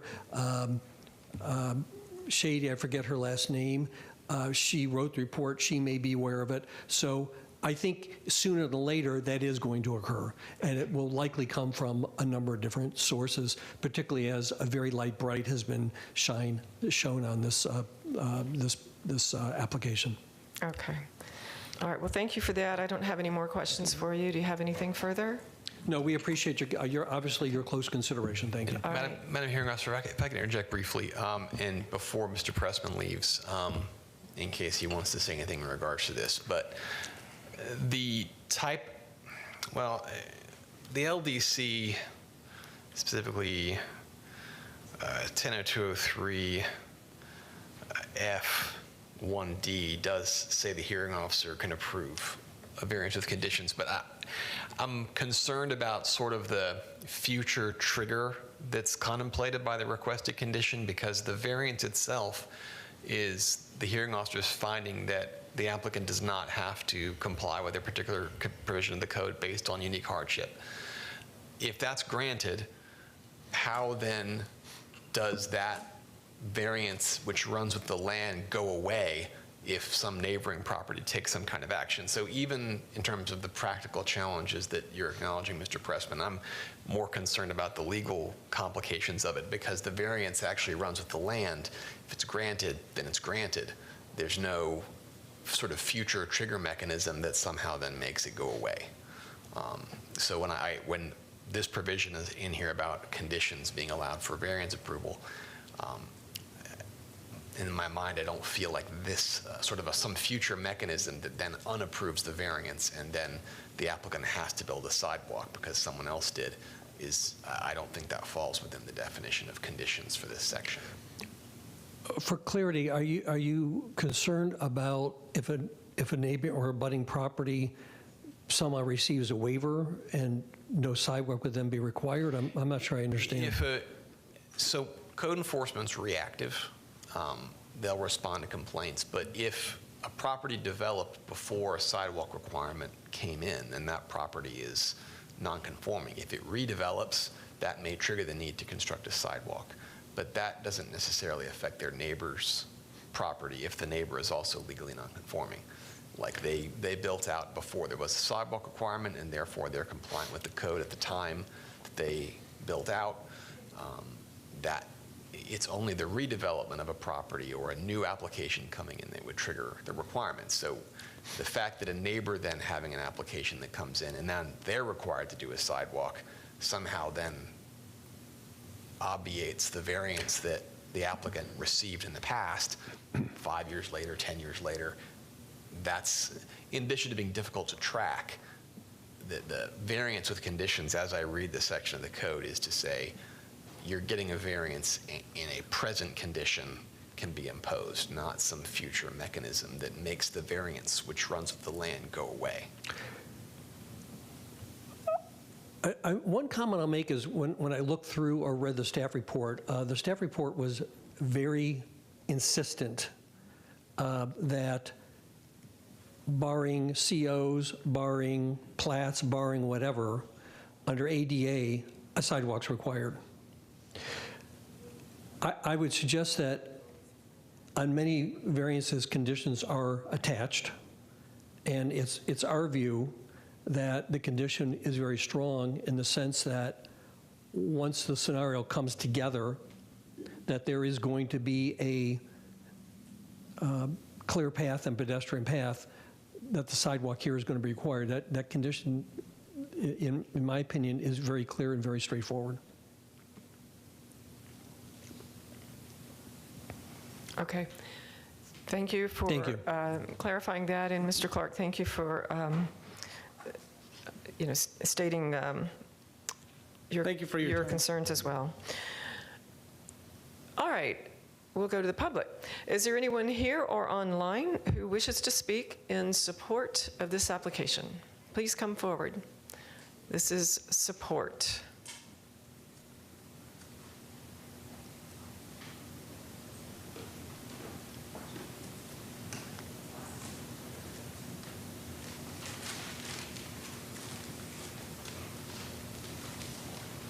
Good morning, everybody. My name is Altaf Hussain Bukhari, and my address is 2204 Climbing Ivy Drive, Tampa, Florida. I'm been living here in Tampa almost more than 42 years. And the reason I'm supporting this waiver, because there is no sidewalk on east or west of this property. And I'm professional engineer also. So the reason I'm saying that at the end of this property where the sidewalk ends, and if it is because of the heavy rain or anything, if the ground or the surface where the sidewalk ends, there will be a level difference, so there will be tipping hazard. So I think anyway, the wheelchair or anybody will not be able to walk on this, or they can go on this.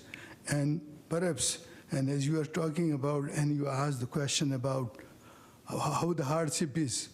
So my question is, because being he is a doctor, everybody will like to sue him immediately, actually. That is also one of the reasons I think that should not be, it should be considered, actually. So that's the reason I'm seeking. There is no linkage of the sidewalk. Please waive the sidewalk requirement, actually. Oh, thank you. All right, thank you, sir. Please sign in with the clerk over here. Thank you. Is there anyone else who wishes to speak in support of this application? Please come forward if you're speaking in support.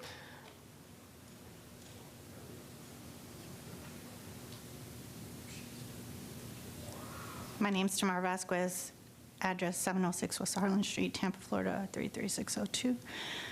After hearing this case, I feel that it's not fair for a homeowner to have a sidewalk and their neighbor's not. I'm a pedestrian and I walk on sidewalks, and I'm also disabled. Sometimes when I'm walking on a sidewalk and it doesn't intervene with another one, and it like off balances me, and I get very upset. And that's all I have to say. All right, thank you, ma'am. Please be sure and sign in. Thank you. All right, is there anyone here or online who wishes to speak in opposition to this application? All right, I don't hear anyone. Development Services, anything further? I believe Yes, Mr. Madam Hearing Officer Richard Perez, for the record again. Thank you. First, wanted to just clarify, I misspoke about one of the properties that was not required to construct a sidewalk. That was not reviewed and administratively approved by the county engineer. At least I have no record to verify that. So that was, I misspoke. Okay, and so then that kind of goes to my question of, I believe the parcel at 10019, we thought there may have been an administrative waiver granted on that one, but you don't find any record of that. Is that correct? That is correct. I do not have a record of that. The only record I do have that the county engineer had reviewed a potential administrative waiver is for the subject property here today. Okay.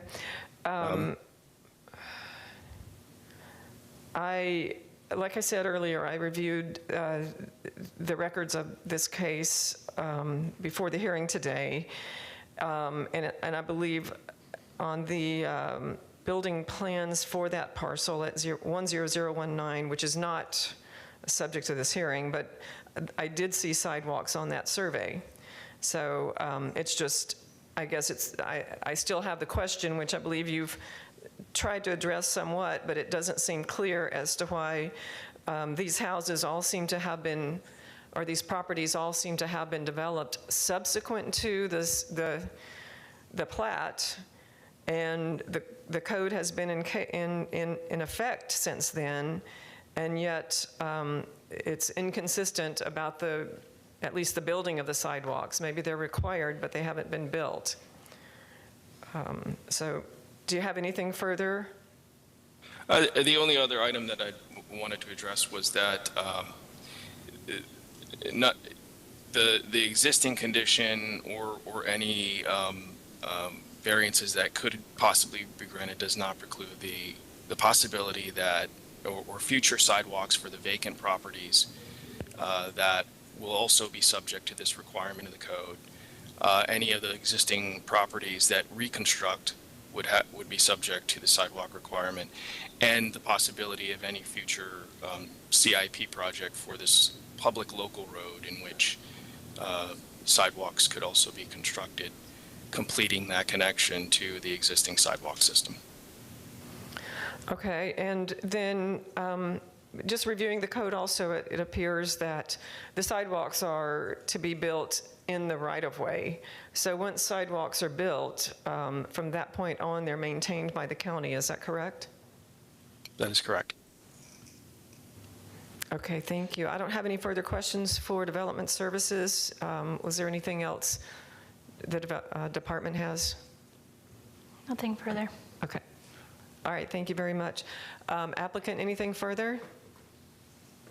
Thank you. That's it? Okay.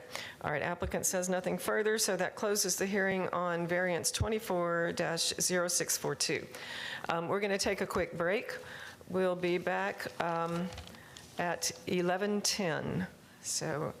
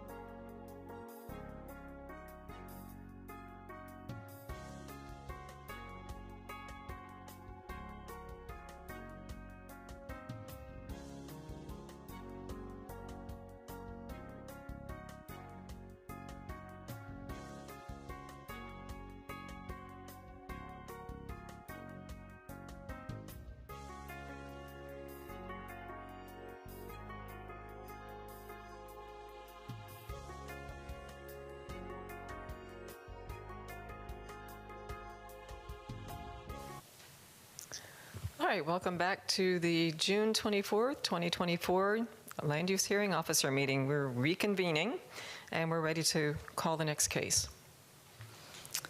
Next item is item H6, variance 240658. The applicant is Cynthia Santa Maria Angeles. The request is a variance to lot development standards. Staff findings will be provided by Isis Brown.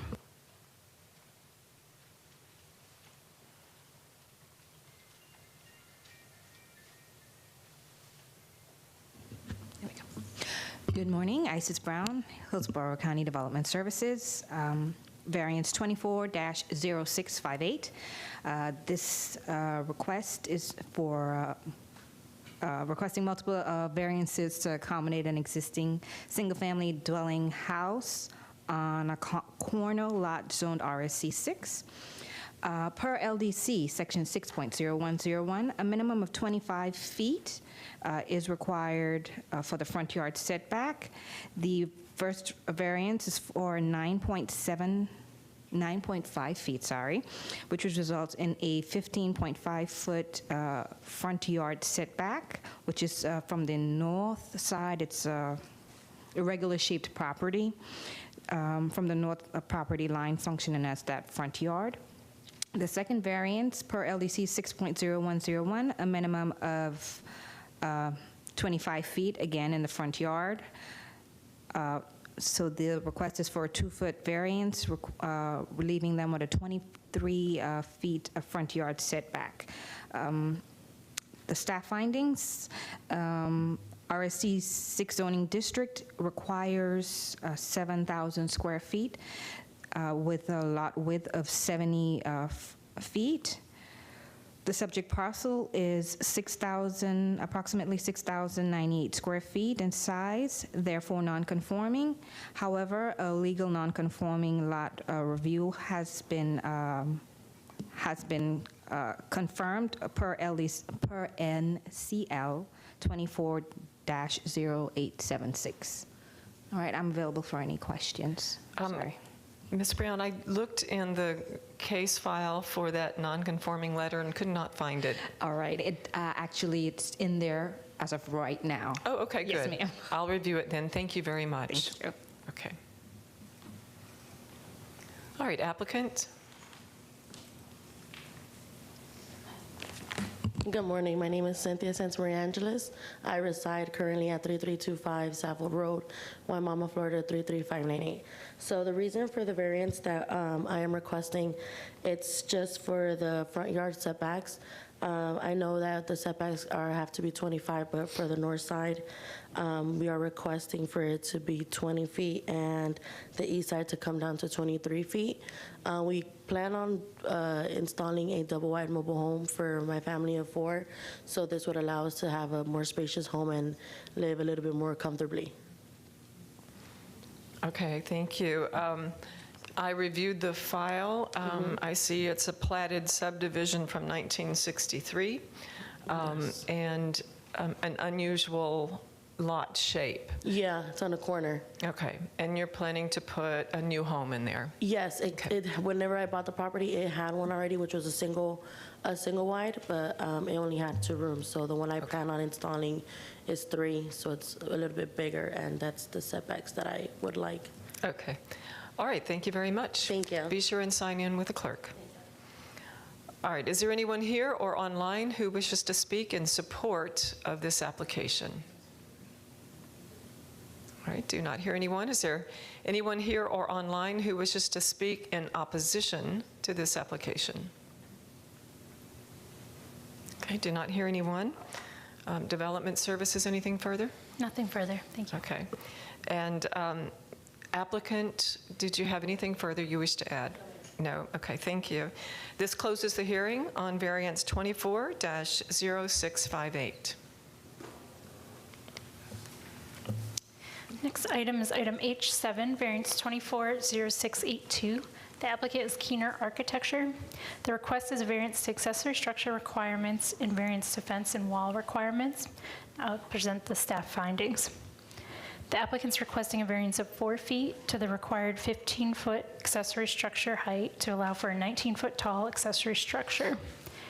A variance of 2 feet to the maximum fence height in the front yard is also requested to allow a 6-foot-high fence in the front yard of the property. Happy to answer any questions. I don't think I have any for you, thank you.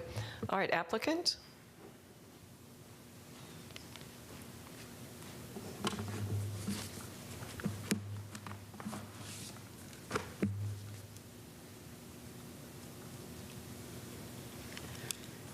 Good morning again. My name is Mariana Caracauza Espido. I'm with Keener Architecture, 600 South Magnolia Avenue, Suite 275. So per section 6.11.04, we are requesting the variance in allowable height in accessory structure from 15 feet to 19 feet from finished grade. The property is located. Okay, just, yeah, there you go. Thank you. The property is located off of Mobley Road, and that's the location. This is Pretty Lake. Okay. This is our site plan. The accessory structure that we're talking about is highlighted in yellow, if you can kind of see it right there. I can see it. Okay.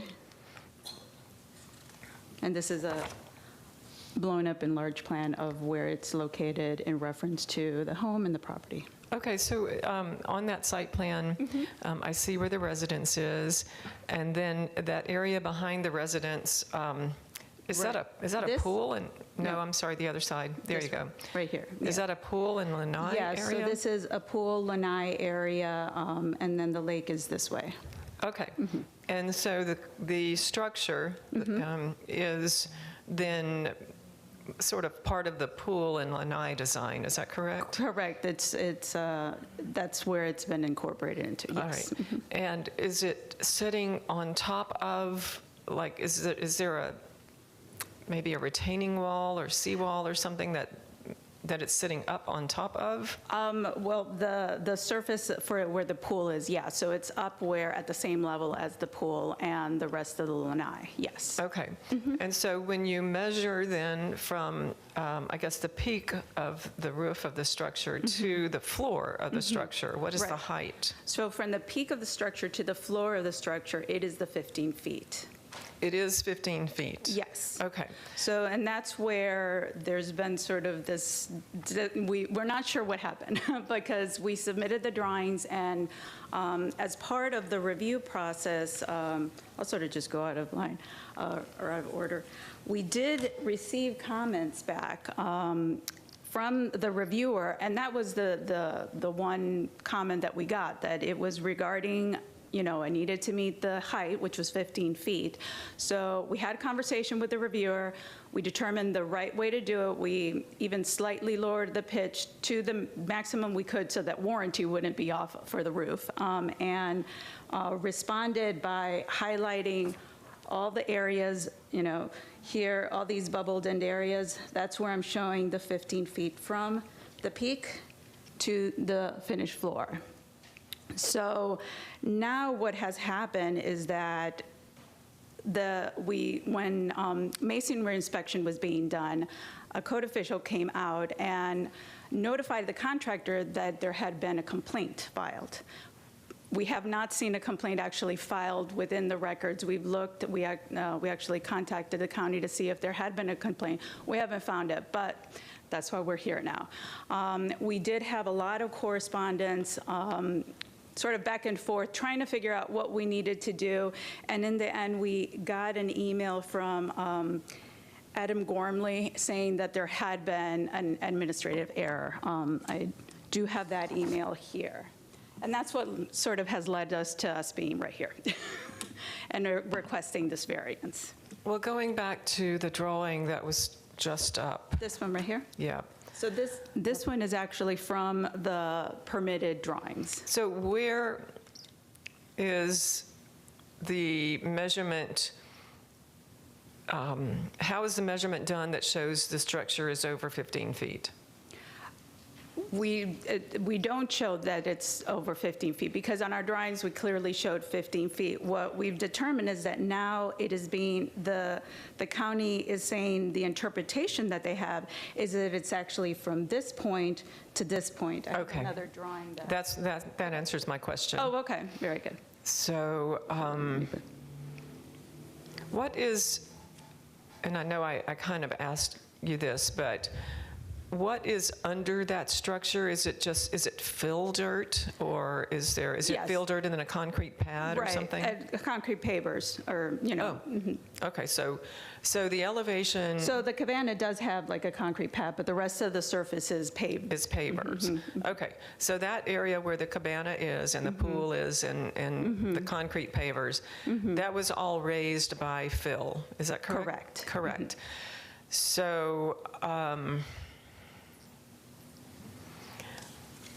so the county interpretation, or this staff interpretation then, is taking from the peak of the roof, not down to where that fill elevation is, but where the adjacent land is, the original elevation before the fill was brought in. Right, exactly. Yes. Okay. All right. Thank you. I can continue showing you. Yes. Okay. That's fine. Very good.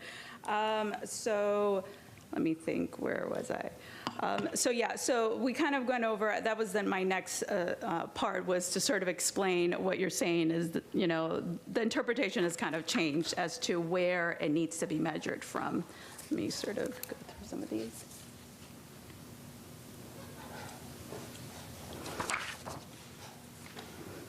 And this one actually shows it a little bit better. So this one here, the dotted line is how we measured it and, you know, submitted our drawings. This dotted line around the blue, that is how it's being interpreted now. The property on the northeast and south side of this accessory structure measures 15 feet, as we're showing. It is only the one side on the western side that is then, that has this sort of like higher elevation that now is being interpreted that way, is supposed to be the way that we're supposed to measure it. So as you can see, these three, if we're measuring the way that is being interpreted now, they're all 15 feet. This is the only spot that would be higher if we're taking the new interpretation. All right, so then just to clarify, Sure. your testimony is that on the north, the east, and the south of this structure, from the peak of the roof, it measures 15 feet. Correct. On the west side of the structure, it measures higher than 15 It's what the county is telling us now is how we need to measure it, because we need to go down to the grade. And it seems that that's the way that it's being interpreted now. Okay, thank you. Yeah. And, you know, since more than 50% of it is complete, it's kind of hard to kind of move this now. And if we would have probably had, if this were to have been the interpretation from the beginning, we would have looked at what are the possibilities of what we could do. And, you know, we definitely, it wasn't something that we're trying to slip through or anything like that. We were trying to follow the proper protocol. So,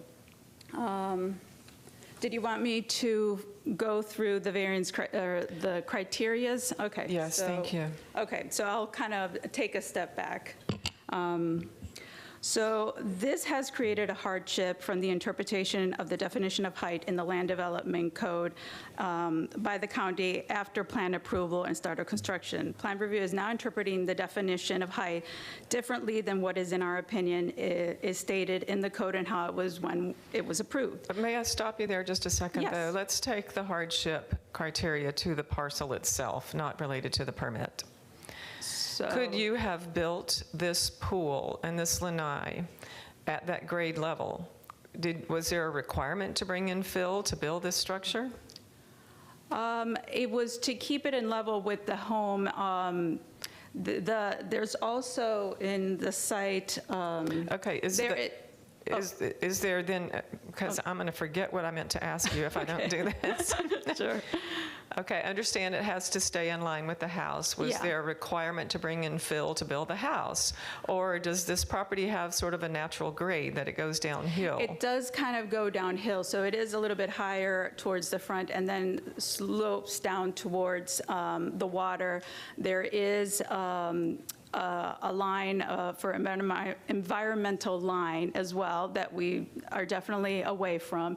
So yeah, it does slope in, and by building it up, there's always that extra layer of protection for flooding, even though that area isn't in the flood zone. But you never know when it comes to living on a property on the lake. There's always that potential. Okay, so there was a requirement then basically to bring in some fill to grade the land and prepare it to build the house.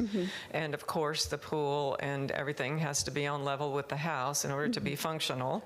So all that had to be on the same level. So that's why the fill was brought in and the change. Right. Okay. I guess I would question then, how is the height of the house measured? Is it measured to the floor, or is it measured to the grade where it goes downhill on the property? And maybe you can't answer that question, and it's really not relevant to the cabana, but the interpretation kind of raises that question in my mind. I see. Okay. You can proceed on, thank you. Sorry. Okay. So the practical difficulty are unique to our property, and this variance, if granted, does not impact anyone since we followed the proper channels for the building permit. The variances allowed will not substantially interfere with or injure the rights of others whose properties would be affected by the allowable variance. No one is affected by the cabana structure. The site is private and backs up to the lake. There's only one neighbor that abuts the property on the west. Lowering the cabana structure by a few feet does not alter the view of from their house in any way. And the landscape design for the western portion of the property has bamboo and vegetation going along the length of the property line, which will shield the structure from their view. So this is our proposed landscape plan with the row of bamboo on that side. Okay, I see. And in that picture you just had up, where's the cabana? The cabana is the yellow. Is the yellow, okay. All right.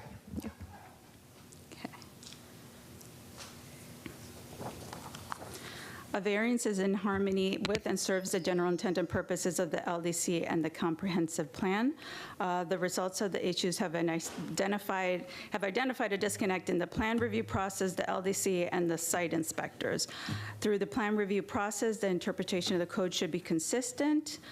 When the plans were approved, they clearly showed the height. We tried to show it in all the different areas, especially after I had spoken with the plan review. I wanted to make sure that we were answering correctly.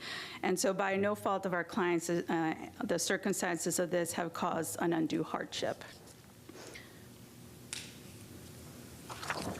The situation is not self-imposed hardship or an illegal act. If the project was not approved by the building department in November of 2023, then the structure would not have stand in its current location and considered a code violation. We followed the process fully, and the construction matched the drawings that were approved. The only change since November 2023 has been the county's interpretation of the height definition, and it is this that is causing the hardship. The variance, if approved, will result in substantial justice being done, considering both the public benefits intended to be secured by the LDC and the individual hardships that will be suffered by the failure to grant a variance. Since we followed the proper protocol to obtain a building permit, submitted accurate drawings, and had a dialogue with the plan review department through 2 rounds of review, the code did not change, the design did not change, the construction did not change. It's only the building department's interpretation. So the variance request is to rectify this situation. So these are some renderings of what our idea is of everything kind of looking. The cabana being right here. And this is how it stands now after construction stopped back in March. Okay, and is that the cabana structure? This is the cabana right here. Okay. And the roof will go on top of that? And the roof would go over, yes. Okay, are these photographs in the file? I can submit all of this. Yes, please, thank you. Okay. Okay. That's another one. And another one. Oops, sorry. I think I messed it up. Is it good? They're coming to fix it. Also, while they're working on that, was there a fence height requirement on this? Or? Yeah, we're requesting, but this is for the front of the home. Okay. So we shouldn't neglect to, I No, need testimony on that. I'll go through that one a little bit faster, hopefully. Okay. Should I go ahead and do that now? If you're finished with the cabana, yes. Yeah, those were the images that I have, and yes, I'll submit. I can submit the whole presentation. Okay, that's fine. Yeah, so the second request is for an increase in height from the 4-foot allowable fence at the front of the property from 4 feet to 6 feet with an additional 1 foot for posts and colors. And this is per section 6.07.04. So again, this is the property, and this portion over here is the area we're talking about. So this is Mobley Road right here. All right, and what is the hardship? Why do they need a 2-foot increase? Mobley Road is very highly trafficked. There's a lot of cars coming through. There's also a school down the road. Cars will park there as they're waiting to pick up kids. There's a lot of traffic, and they're trying to have more of a sense of security. And we're actually going to keep, for the majority of it, the front of the property is about 150 feet. It's only 50 feet that we're requesting to increase it. So the area that would be 4 feet, so in this image here, we have in the red, that would still remain at 4 feet, which is in compliance. We'll probably do some hedges beyond it so that gives it a little bit more sense of security. But the entry space, which comes back 14 feet up to 28, it starts at 14 feet and then comes back to 28 feet. This would be a swooping wall with a gate, which would then peak at 7 feet. And that's to just give that entry space a little bit more, that sort of sense of security and privacy for our client. So the fence is going to be 4 feet, but it's just basically the gate area. It's the gate area, yes. And so is that more of an architectural preference? It's to give it an aesthetically pleasing, kind of entry to the space. We have identified that down both Mobley Road and then Hutchinson Road, which is the adjacent road, there are a lot of homes that have fences that are higher than the 4 feet. We don't know if they've requested a variance or they just popped up, who knows. And we do have, let's see, I have some examples of that. Here they are. So this is, the property is my client's property is in red. The star represents the property in the picture. So as you can see, they have a higher gate, and then they have the fences. And I'll submit these as well. This is, again, this one is down Mobley Road, down the road, and this one appears to also have like just the 4-foot fence, but then just a monumental kind of entry to it. The next ones are down Hutchinson Road, which is also very highly trafficked. This is Mobley, this is Hutchinson. And you can see they have the piers and then the fence, that not 4 feet, and then the gate. One more example, down the road. And then this one also being Hutchinson Road, you can tell that's definitely much taller than 4 feet. So those are some of the examples that we have down the road. So if the variances allow, it will not substantially interfere with or injure the rights of others whose properties would be affected by the allowable variance. As stated before, there's precedents along both Mobley and Hutchinson Road of gates being constructed above 4 feet, which is the maximum. And we're just requesting that sort of 50-foot entry space of the 150. Let's see. And so If the design is granted, it does not affect anybody. The variance is in harmony with and serves the general intent and purpose of the LDC and the comprehensive plan. A variance allows for flexibility to the code when a hardship has been identified. Our hardship is due to the public roadway fronting the property. And this is unique to the properties that abut this road and provides a need for more security than the properties that do not have this condition. And so, just stop you right there. Then basically, any properties that are abutting this road, or, you know, essentially any busy roadway in Hillsborough County would be in the same boat. Well, it seems that a lot of the properties along that road have already started to erect these higher fences, and I think it's because they feel like they have these, they're larger homes and they want that sense of security. But, so the situation is not self-imposed hardship or an illegal act. We are requesting this variance to provide a sense of security as well as providing an aesthetically pleasing design. The variance, if approved, will result in substantial justice being done. It will grant the homeowner the same concessions that have been afforded to the neighboring properties. The increase in height will grant a needed perception of security between the public and the private. I have, let's see, a couple of images.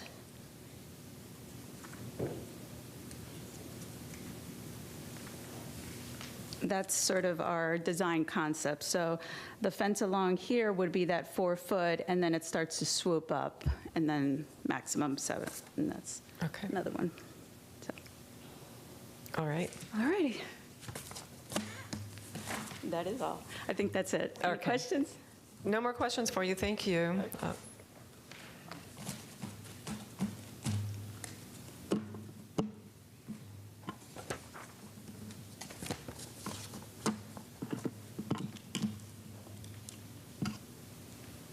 And be sure and sign in and submit those documents to the record.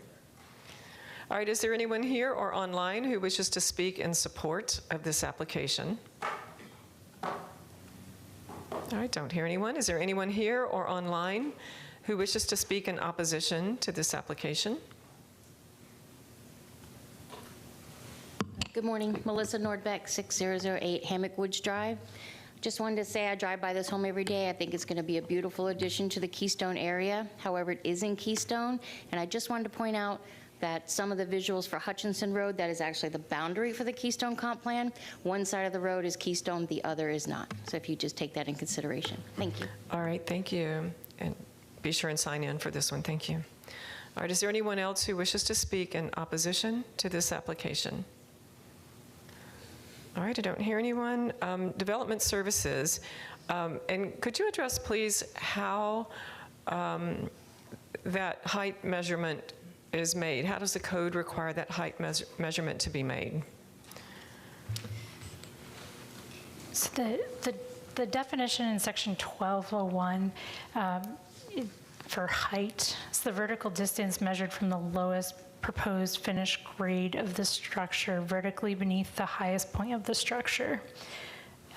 In the determination that was made by the building division and up to our Development Services Director, looked at the lowest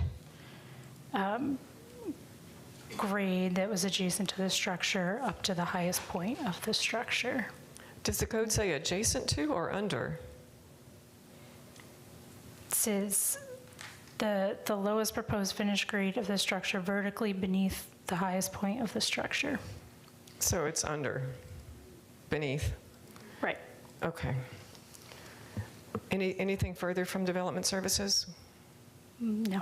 Okay, thank you very much. Applicant, did you have anything further you wish to add?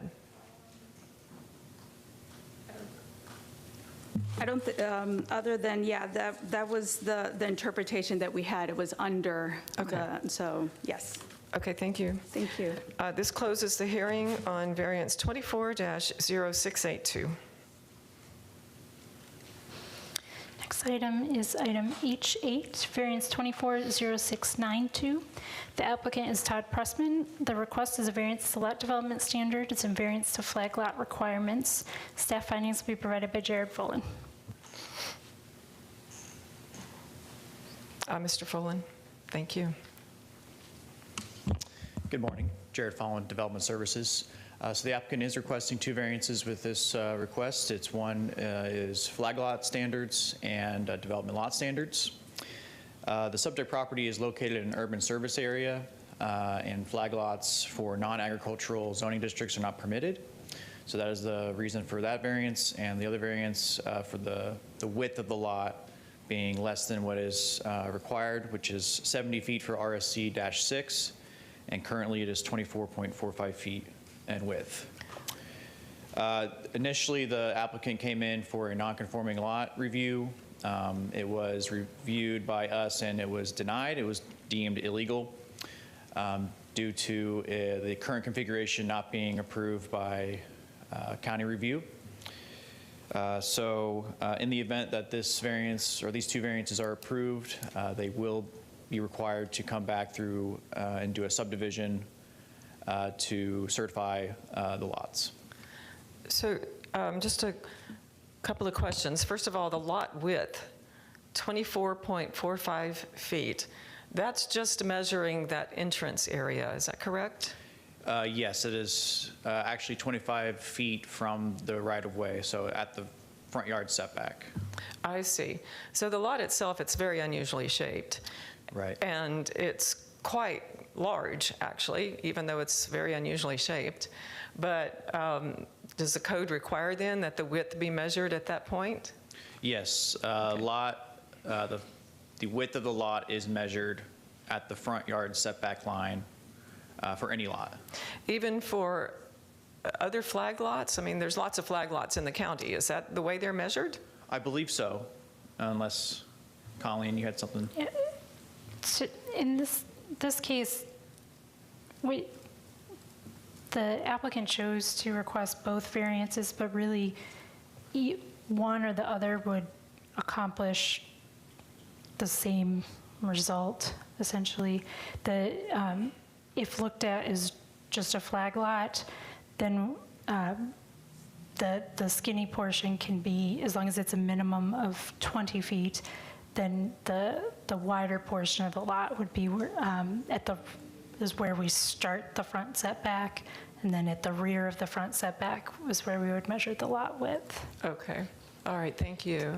Also, did staff review how this lot came about? In other words, how it was subdivided? Yes. What did staff find? So originally, here, let me put them on the map here.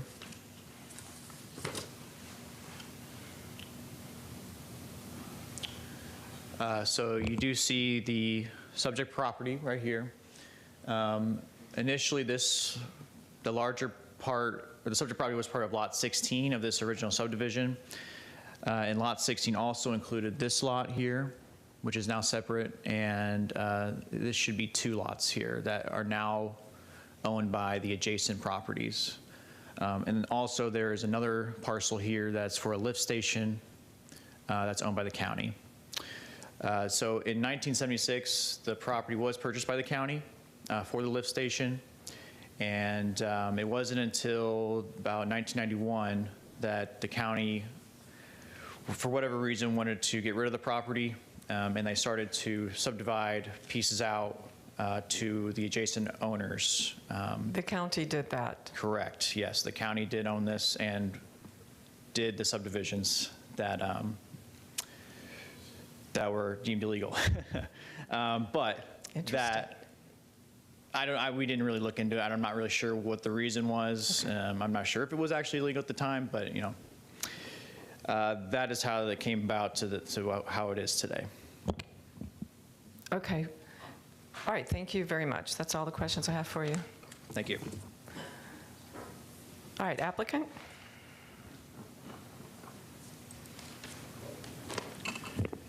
Good morning, Todd Pressman, 200 2nd Avenue South, number 451 in St. Petersburg, Florida. This is variance 240692, which is a reduced lot width and flag lot in the urban service area. Site is located in the Lutz area, north part of the county, and north of Lake Fern Road and west of 597. This is the aerial view of the general subdivision areas and pointing out to you the site under the variance. So history-wise, the original plat in 1962 is shaped as shown here. This is a little closer, and as you've indicated, extremely unusual shape and large as compared to all the other lots in the area, which is a tremendous standout. The flag element, again, as you've discussed, is located in the highlight area, and that is where that variance derives from. So this is a close-up view of the parcel. The other interesting thing is that the shape of the lot was obviously determined by the easement area that defines the borders of the lot, which obviously is a facet that is designed on the entire subdivision, and I suppose the best easement area to provide for the subdivision.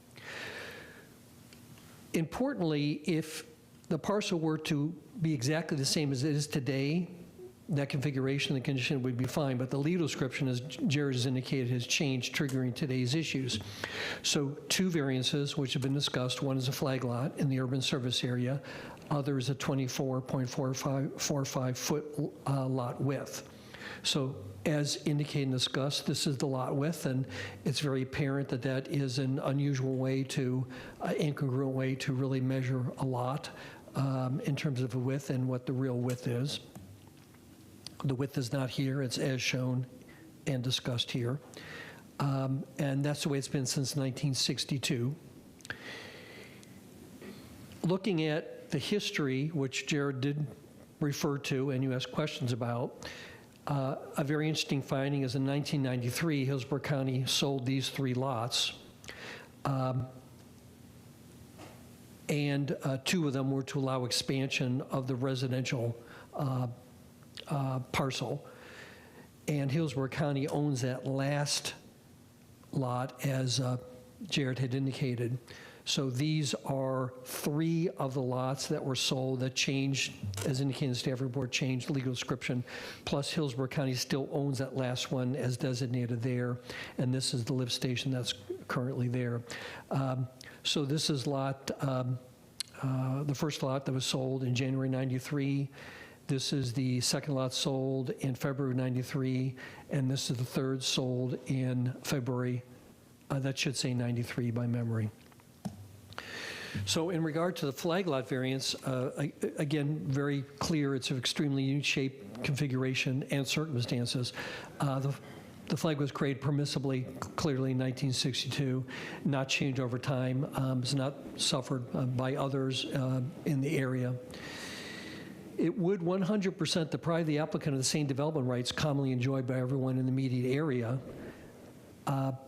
The zoning future land use categories are homogeneous in the entire area.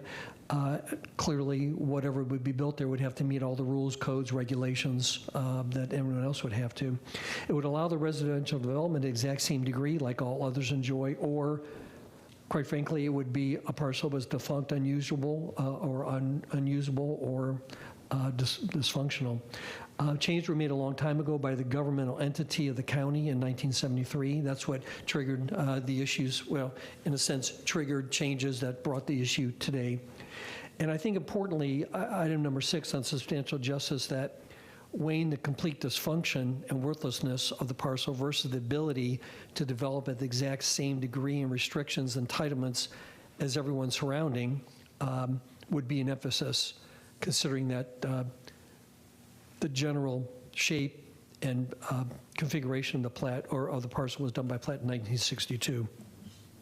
On the lot width variance, again, extremely unique, singular to the site by configuration and circumstances, not suffered by others.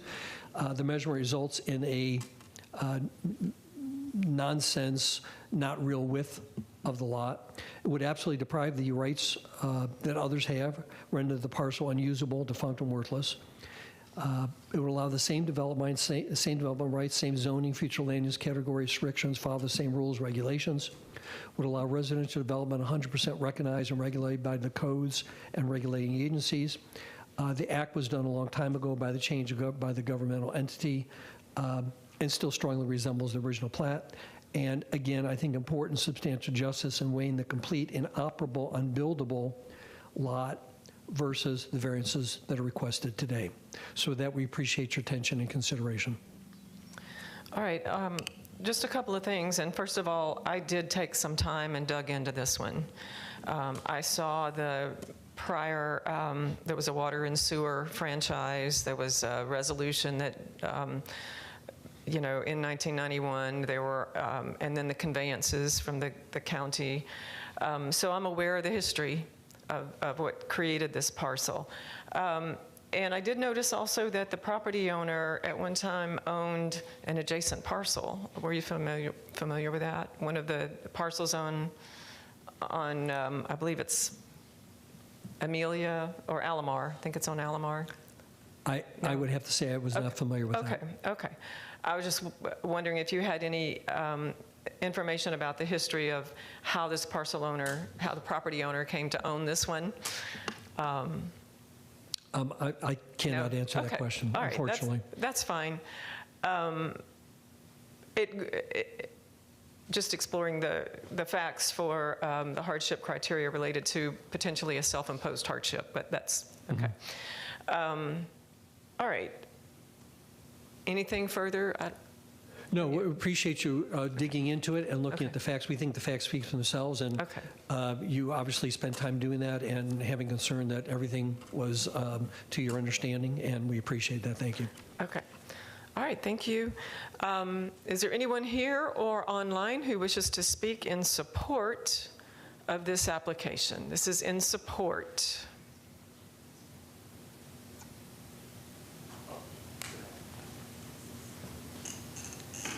How you doing? My name is Troy Amick. I live at 19106 Amelia Circle. This lot is basically in the backyard of my house. I currently have a contract on it, on the property, if it gets passed.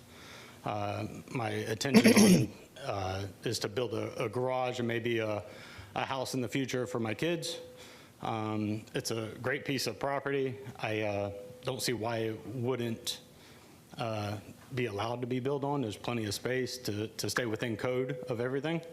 2 blocks away on Sun Lake, there's a similar situation. I believe it's 19011. That house is literally built behind 2 other properties. So they kind of have this similar situation where the driveway goes in between 2 homes, and they have their house built behind. So I don't think it's something out of the ordinary for this subdivision. And that's basically it. Okay, where is your property in relation to this one? Is it on the north, the west? I am folio 012805. I've been in the neighborhood since 2005. My original house is directly in front of that house. So what street is your house on? Amelia Circle. Okay, on the west, the north? Or it would be on the east side. On the east, okay, Yes. thank you. And I know Peggy because she just moved, and that's how I was able to get a contract on the lot, because I know Peggy. When she was mentioning she was going to sell it, I was interested in it. Okay. And so your house abuts this property, and so you would have access to it through your existing property? Yeah, I mean, absolutely, yeah. That's basically my backyard right there. Okay. All right. I've been in the neighborhood since 2005. I have the house in front of that as well. Okay. All right, that's all my questions for you. Thank you. How Peggy, you were asking how she became the property owner. Yes. Back in '93, they sold the property to a guy that lives right behind, or right beside me. And in 2011, I believe he sold. He was hard up for money, and she just purchased it from him back, I think, in 2011, and she's had it since. Now that she's moving, she has no use for it. Okay. Okay. Thank you. Thank you. Anyone else wish to speak in support of this application? Good morning, William Malloy, 325 South Boulevard, Tampa, Florida. I'm actually kind of on the fence here between support and opposition, just to be very clear. I, of course, entirely support infill development in Hillsborough County. I believe this is a buildable lot. It should be built on. The property owner has every right to do what they want with it. If I could go to the Elmo, though, as we've referenced several times in this case, this is a very oddly configured piece of property. What I've circled are the lots adjacent to it. This subdivision or this piece of this neighborhood is essentially a donut. The piece of property we're talking about is the hole in the donut. Every single piece of property, every structure around it is one story. Now, I'm not here to dispute the variance at hand, but the consequence of that variance is that we would be on the way to a legal lot that could be developed at RSC 6 standards, which allows for a maximum height of 35 feet, which I am not a certified planner, so I cannot offer an expert testimony to that end, but I would invoke the neighborhood protection clause of the land development code, pardon me, the future land use element, the comp plan, in that any density increase shall be compatible with the existing proposed or planned development around it, up to and considering height and density. The other perhaps unforeseen consequence of this action today is being RSC 6 and the size of the lot, potentially, I believe up to 4 units could go on it, which again would be wholly not in character with the neighborhood.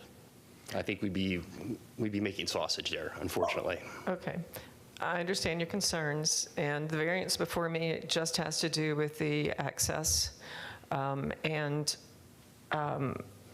As you know, other standards would apply if there were a further subdivision, as other standards would apply to the access.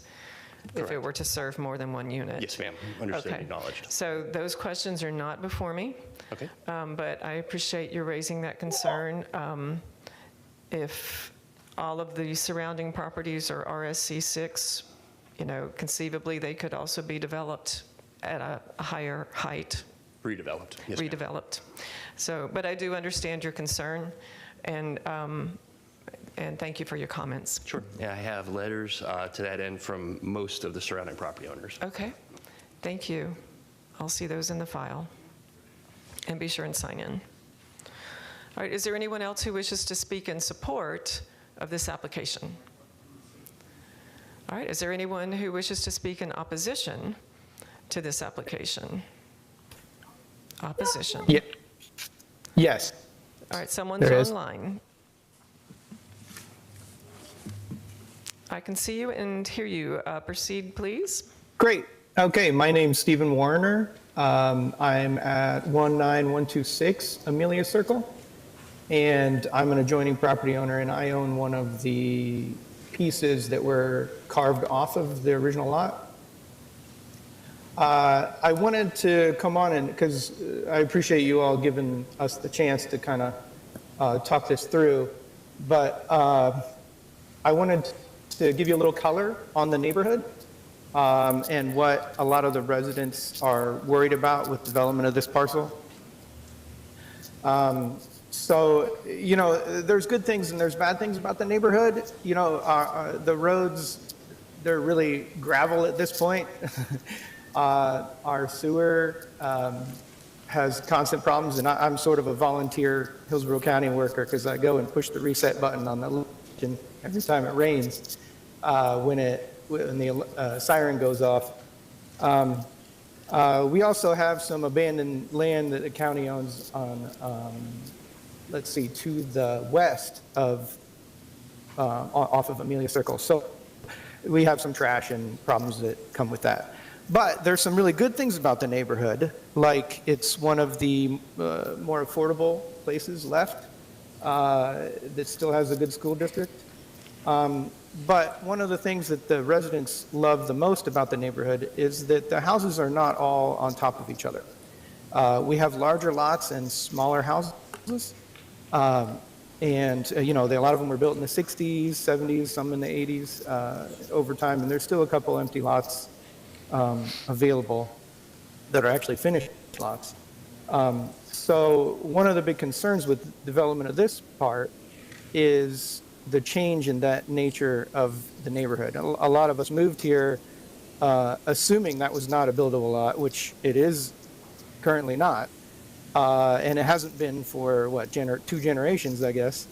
You know, and then now we're going to have something in our skyline that's going to be pretty, and you can see the applicant's previous variance application encroaches very far into the rear setback of their current property that's adjoining the lot.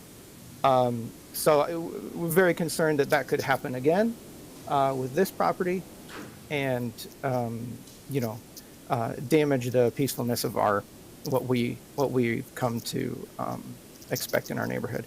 The other question mark is the easement. A lot of us in the neighborhood tried to figure out what easement is getting vacated or infringed on, and we couldn't get a definite answer. So could it be part of that sewer system prior to hooking into the county system that maybe was the impetus for the county selling the land in the first place? You know, in which case we already have sewer issues to begin with. I'd hate for that to get paved over and that sort of thing.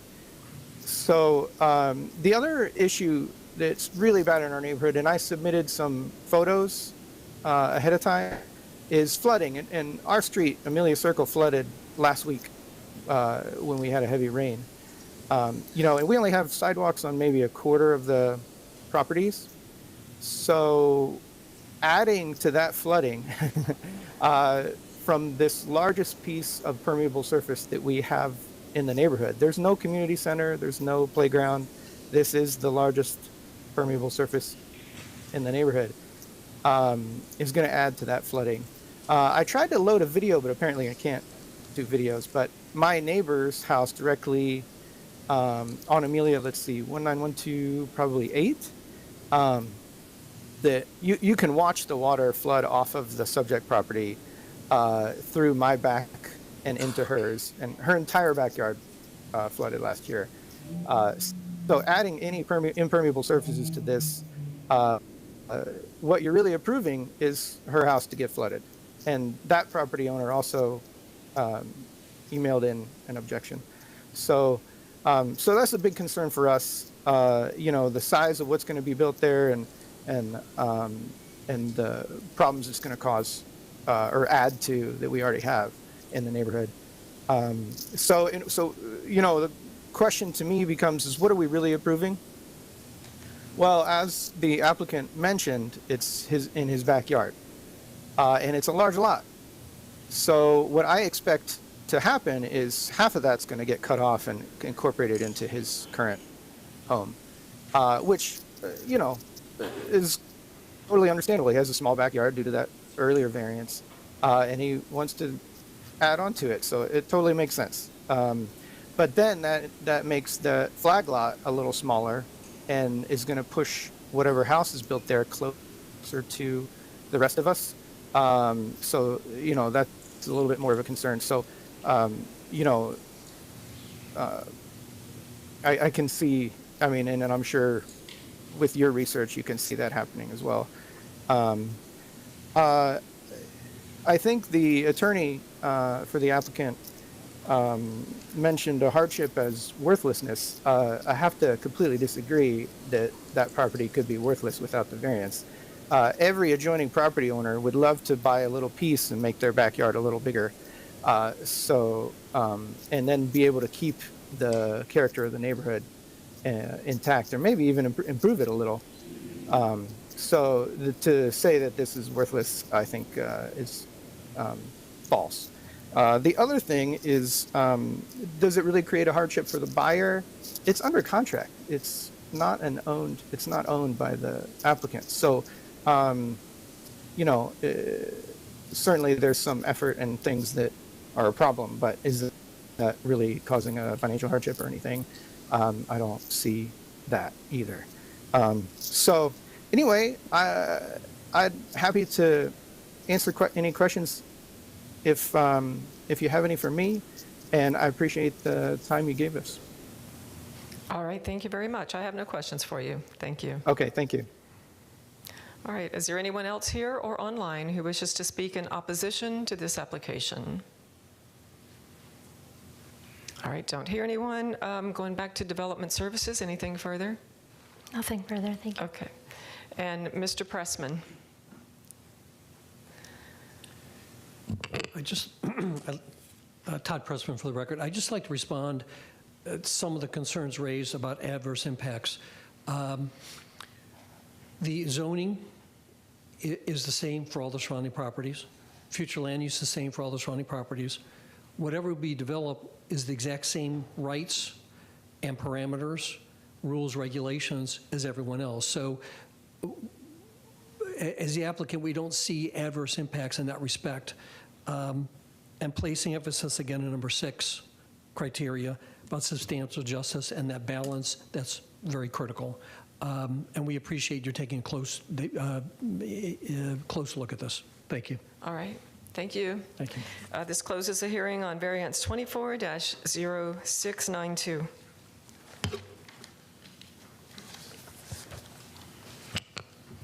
Next item is item H9, variance 240698. The applicant is Raphael and Mealy Oliva. The request is a variance to lot development standards and variance to accessory structure requirements. Staff findings will be provided by Chris Granlenard. Good morning. Morning. Or good afternoon. Chris Granlenard, Development Services. I'm here to present variance 24-0698. The applicant is requesting multiple variances to accommodate an existing corner lot single-family residence with an addition and an accessory structure on property zoned RSC 6. The requested variances, number 1, LDC section 6.01.01. Minimum front yard setback of 25 feet is required in the RSC 6 zoning district. A corner lot has 2 fronts and 2 sides. The variance is for 1 inch. As a result, would be a 24-foot, 11-inch front yard setback at Ralston Beach Circle.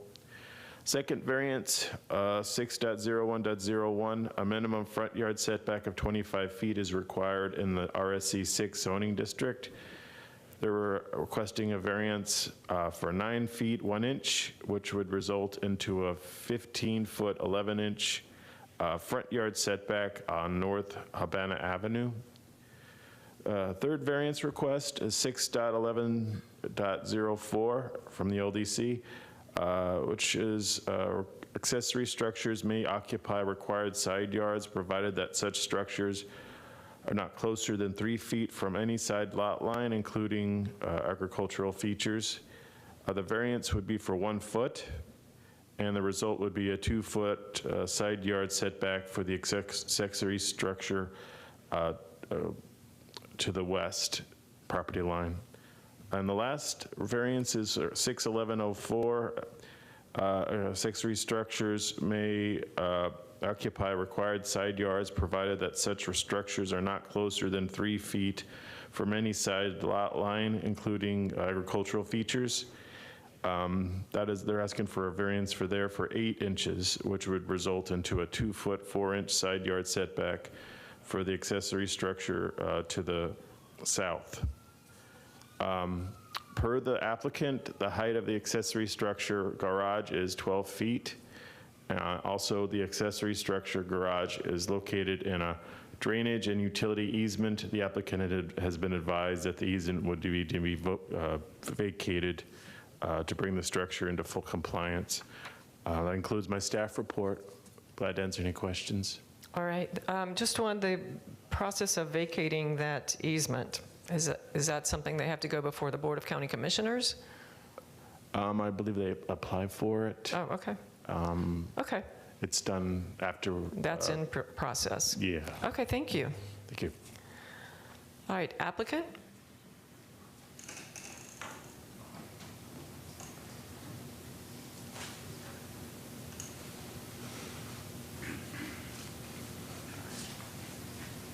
Hi, good afternoon. My name's Raphael Oliva. His name's Raphael Oliva. He's the name on the applicant. He's my dad, and I'll be translating for him. Okay, yes. Thank you. And I need your address too, please. Oh, yes, 6769 Ralston Beach Circle. Okay. Yeah,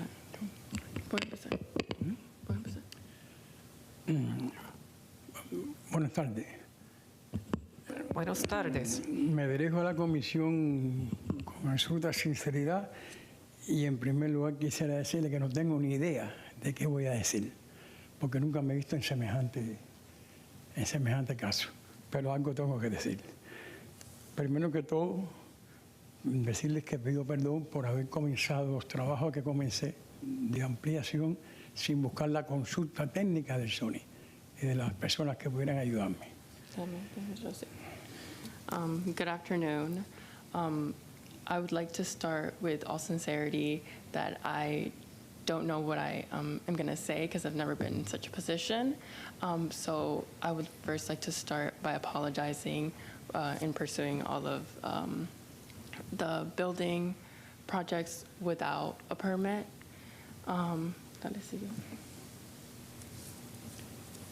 Decirles también que cuando nos indicaron que había que hacer un baring, nos tardamos entre 7 y 8 meses para conseguir un profesional que nos lo hiciera, pero además a precios exuberantes que no podíamos cubrir nosotros. Y fue mi esposa, quien no conoce nada de esto, mi esposa es enfermera y tiene un chequear en la casa hace 12 años, la que comenzó a hacer el baring con la ayuda, no sé de cuántas personas de ustedes, del mismo Sony, que poco a poco fueron asesorándola y fuimos logrando presentar el baring para estar hoy aquí. And that being said, the apology, I would also like to say that it took us about 6 to 8 months to have everything prepared for this variance because of how difficult it was for us to find somebody that could help us. And even when we did find someone that could help us, it was at very high prices that we couldn't afford. And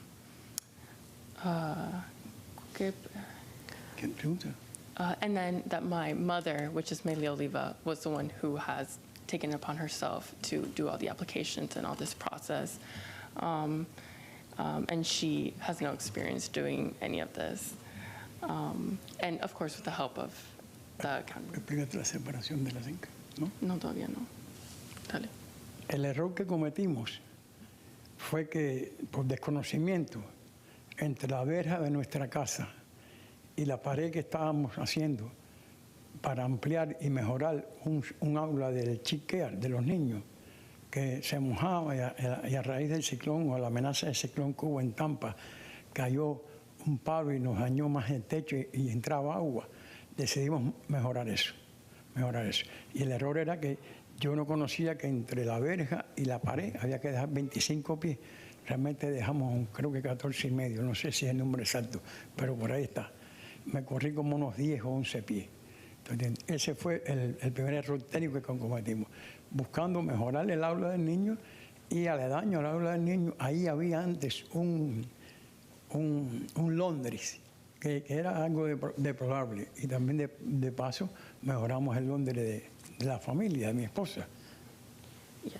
When it pertains to the setbacks next to Havana, the mistake that we did was that without having no knowledge of the required measurements, we extended it a little past, I believe it's 9 inches, and then it lowered it to the setback being, I believe, 14 inches. And that was, the purpose of us doing that was to extend the daycare, because that area is a daycare that my mom works at. That's her little child daycare at home. And we extended that space. Then there was also a laundry there when we purchased the property, but it was enclosed with this plastic shed.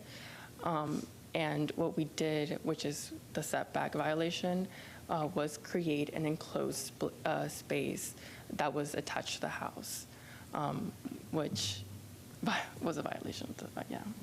Okay, so then may I ask a question? So when you acquired this property, Was the accessory structure there, or did you bring that in? The plastic shed? Yes, the one in the back, not attached to the house, the Yeah, other it one. was there already when we purchased the It home. was there already, okay. So what your father did then was to add the addition for the laundry room, to enclose the laundry room. So it could be connected to the house, because previously, otherwise we would have to go outside and then access the laundry. And then also, it was a plastic shed, so of course, water damage and so on. So it was more practical to enclose it. Okay. And was he not aware that permits are needed for such things? Que si tú sabías que hacía falta un permiso para hacer eso. Señora, ya no tengo manera de explicarle qué pasó. En mis 75 años jamás me he visto envuelto en nada de esto. No sé, comencé a hacerlo porque me pareció algo bien simple. Y al final cometí el error de pasarme. Quizás si no me hubiera pasado, hoy no estuviera aquí. Yeah. Sin embargo, me pasé. Yeah, he said that he just figured that it was such a more simple thing that it wouldn't necessarily need a permit, and that was obviously a mistake. Okay, and then I guess one last question, and this kind of goes to the hardship. Was there any other place on this lot that he could have constructed that laundry space? Did it have to be there? Yeah, it had to be there because that's where all the plumbing was. Otherwise, it would have been much more complicated, and for sure that would have required a permit. Like, we knew that for a fact. And so then we decided to keep the remaining location. We just attached it to the home. Yeah. Okay, I see. All right, I have no further questions for you. Do you have anything further you wish to add? ¿Quiere añadir algo? Ya dice que no tiene ninguna otra pregunta. No, yo lo que puedo añadir que lo que hice sí es un error, pero ni afecta a ningún vecino, ni afecta a la comunidad, ni afecta al condado, a nadie. Es un error que cometí del técnico, que hice lo que no debí, pero no estoy dañando a nadie, ni mucho menos. He says that this was a technical mistake that he did make, but he does want you guys to take into account that this is not a mistake that affects our neighbors or affects anyone at all. That would take away their rights. Yeah. Okay, thank you. Thank you. Be sure and sign in right here with the clerk. Thank you. All right, is there anyone here or online who wishes to speak in support of this application? All right, please come forward if you wish to speak in support.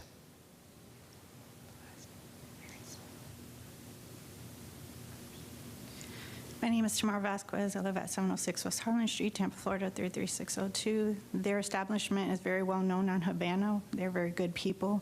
I support them because they support the children in our community, and I hope all goes well for them. Thank you. Thank you. Be sure and sign in for, sign in for this case. Thank you.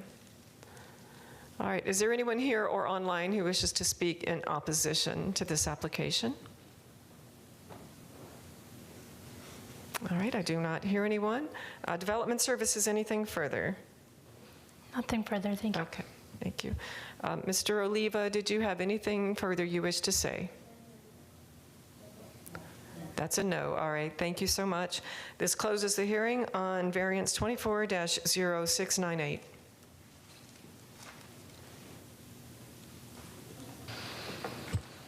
Next item is item H10, variance 240739. The applicant is Alberto Portela Jr. The request is a variance to lot development standards. Staff findings will be provided by Tanya Chapella.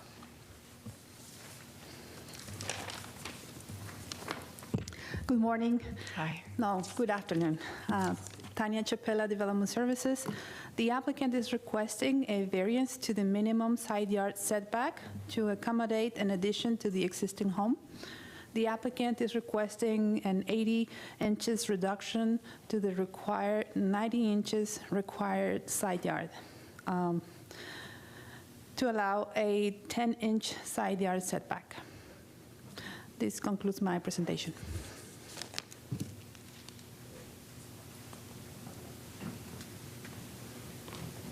All All right, thank you.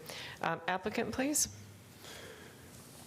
Good afternoon. My name is Alberto Portela with Portela & Associates Architects, 3207 West Fair Oaks Avenue, Tampa, Florida, 33611.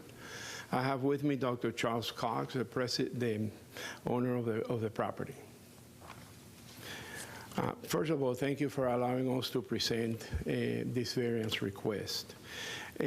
This was envisioned with the possibility of addressing some of the health concerns and well-being for Dr. Cox. He has been in the house for over 41 years.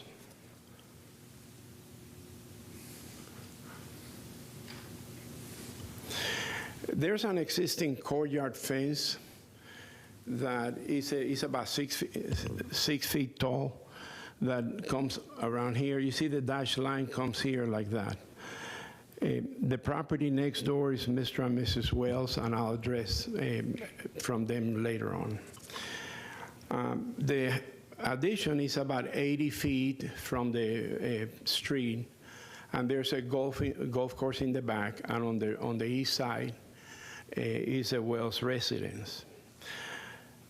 What we wanted to do is we wanted to have a minimal impact on the side property yard, so we were able to, the black line represents the existing house, and the dashed line represents the overhang of the existing house.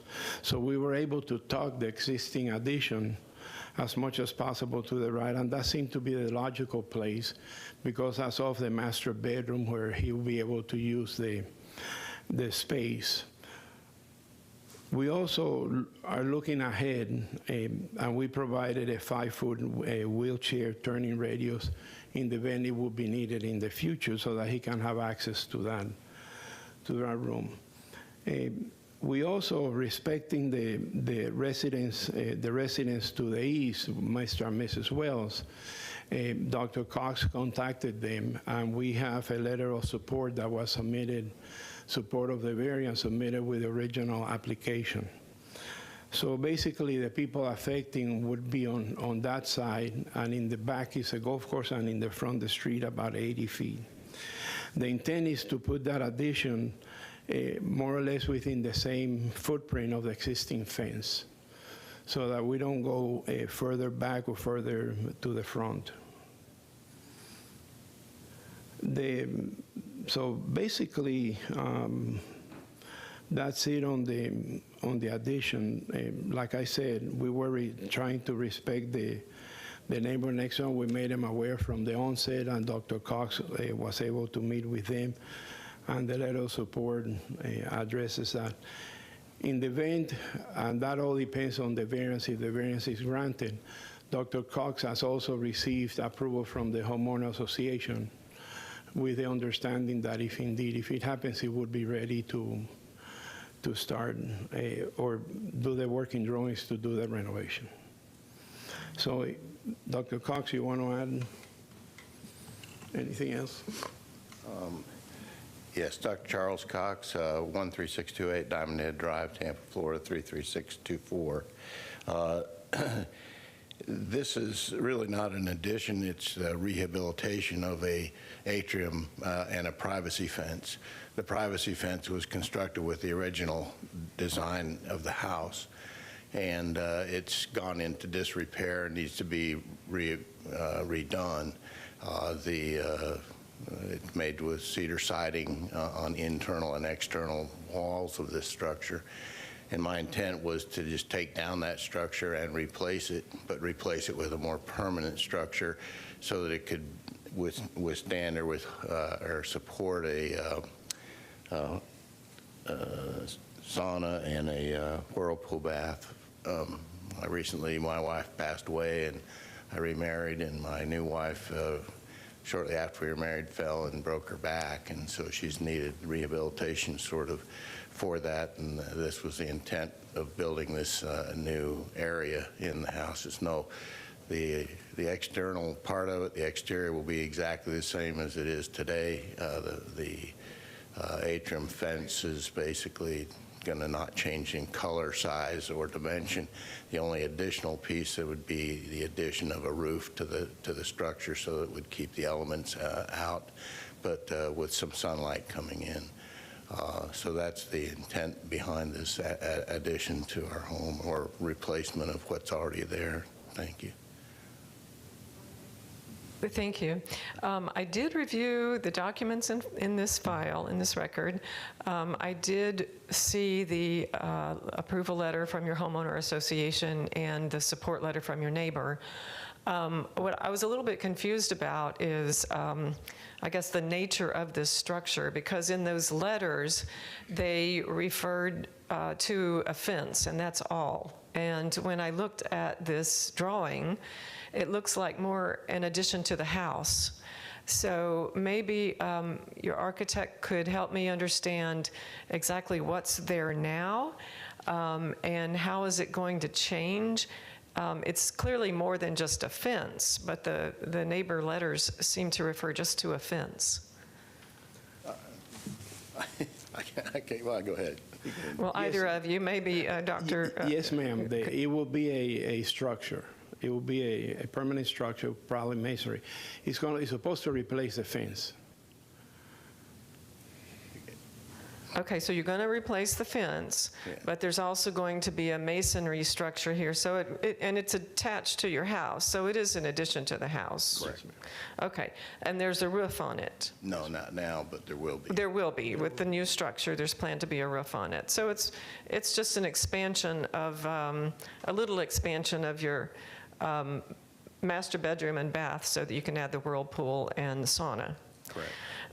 And then, to go to the hardship criteria, is there another place on this parcel that this structure could go, that these items could go? Why do they have to go here? Well, in my estimation, we looked at the various places we could put it on the pool deck, but then it would be detached from the living quarters and make it a little more difficult to get to and from that area. I think for convenience and for mobility, that would be this is a better place than putting it out on the pool deck.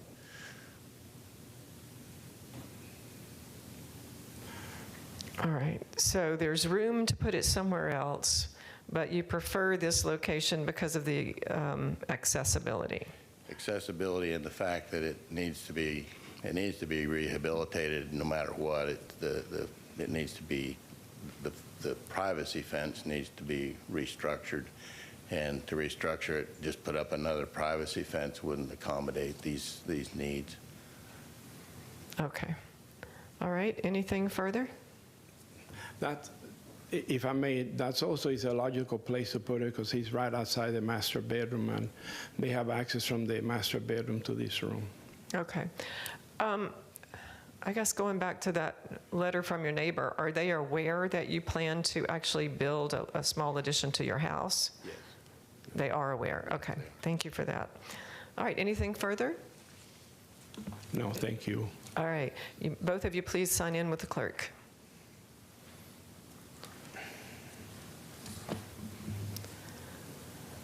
All right, is there anyone here or online who wishes to speak in support of this application?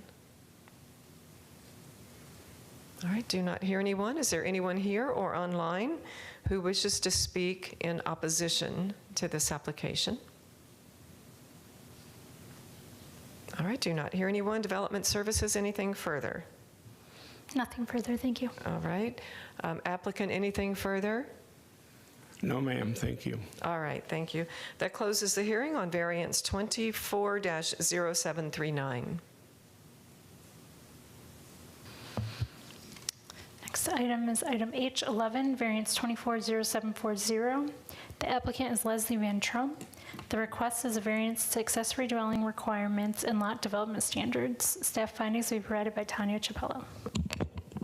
Good afternoon, Tanya Chapela, Development Services. The applicant is requesting variances to the rear yard and height provisions to allow an accessory dwelling over an existing detached garage on property zone RSC 3. The applicant is requesting a 21.5 feet reduction of the 25-foot required rear yard to allow a 3.5-foot rear yard setback for the accessory dwelling. Per the Land Development Code, Section 61102, an accessory dwelling may be located above a detached garage or other accessory structure only where the principal dwelling on the lot has 2 or more stories. The applicant is requesting to allow an accessory dwelling over a detached garage where the principal dwelling on the lot is 1 story in height.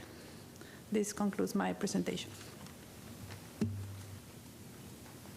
All right, thank you. All right, applicant?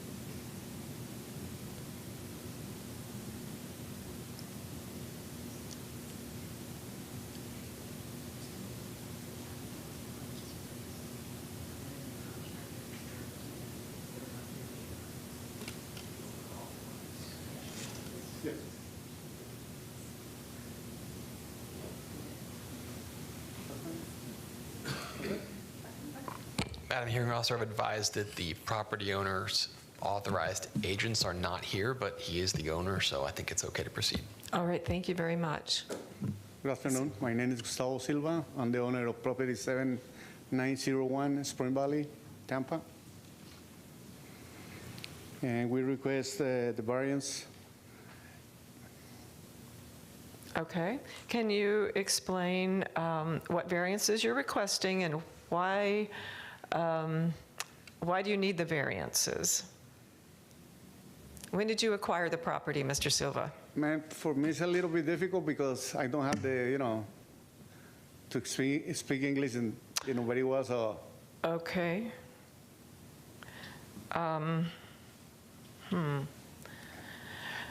Well, so you're not able to explain your case? The way that was, by the lady that I contracted, I couldn't do it. Okay. Would you prefer your case to be heard a different date so she could be here? No.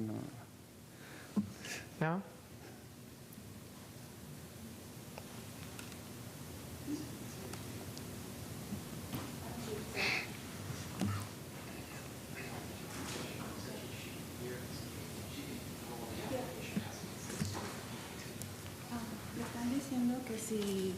Que si necesita que su caso se escuche. No. I need to fix this because it's like 2 years already and nothing is happening here. And basically, what I believe the problem is they had a structure in the back of the house that was there for so many years, like since 1976, I believe so. And we submit all the permits and everything, but zoning say they put a problem for that one, so that's why they stop everything. So. Okay. So the structure in the rear. Yes, ma'am. What is it used for? I don't know, but I believe that was for somebody was living there. What do you intend to use it for? My mother is going to live there. Your mother? Yes, ma'am. Okay. And who will live in the primary residence? I will. Okay, you're living in the primary residence. Yes, okay. How much living space will be in the accessory structure? I believe by the city they say this is going to be 900 square feet. That's all? Yes, ma'am. Okay. What will you do with the remaining space? It's like, if we can do it like a storage or we can close it, that's the only way that. Okay. When did you acquire the property? When what? When did you purchase the property? Like 2 years ago, man. Okay. And you're remodeling? I couldn't do anything because, you know, in the beginning we call the electrician, you know, the inspection for the electrician, and the inspector told me that that wasn't enough, so that I need a lot of permits and everything. So all the permits were submitted and everything. As soon as they get to zoning, they told me until you don't put and clear the problem with the property in the back, I can't do anything. So since that day, nothing we can do. Okay. All right. Well, I have reviewed the file, and I have reviewed the property records, so I am familiar with it. Do you have anything else to add? No, ma'am. Okay. All right. I have no more questions for you. Thank you. I'm Be sorry sure and, about that. that's okay. Be sure and sign in. Thank you. All right. Is there anyone here or online who wishes to speak in support of this application? I do not hear anyone. Is there anyone here or online who wishes to speak in opposition to this application? All right. Do not hear anyone. Development Services, anything further? Nothing further, thank you. Okay. And Mr. Silva, anything further? Nothing further. Okay, thank you. This closes the hearing on variance 24-0740.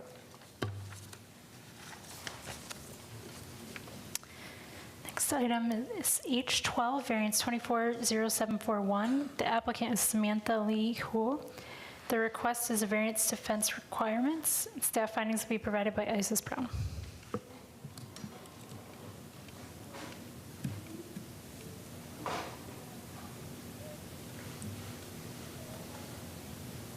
It appears she may not be here.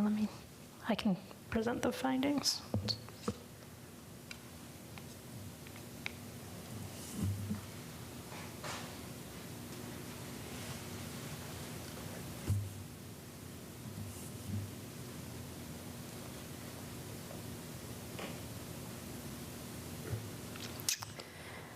The request today is it's a variance to fence height on property zoned ASC1. The applicant's requesting a 2-foot variance to allow a 6-foot high fence in the front yard. Okay, thank you. Applicant? Good afternoon, Jamie Mayer of the law firm Hillward Henderson, representing the applicant, 101 East Kennedy Boulevard, Suite 3700, and I have been sworn. This is a request for a fence height variance for property located at 3317 Clyde Roach Place in Valrico. So this is the site of a single-family home that was constructed in 1948. This used to be a very rural area, as I'll show you in a few pictures later. It's on Bloomingdale Avenue, and it's very close to the intersection of Bloomingdale Avenue and Lithia Pinecrest, which are slated for widening in the county's projects, and have seen a significant increase in intensity and also in density in this area. And the site really sits on the very edge, adjacent to the edge of the intersection spread of that intensity and density that has developed over the last 20 years.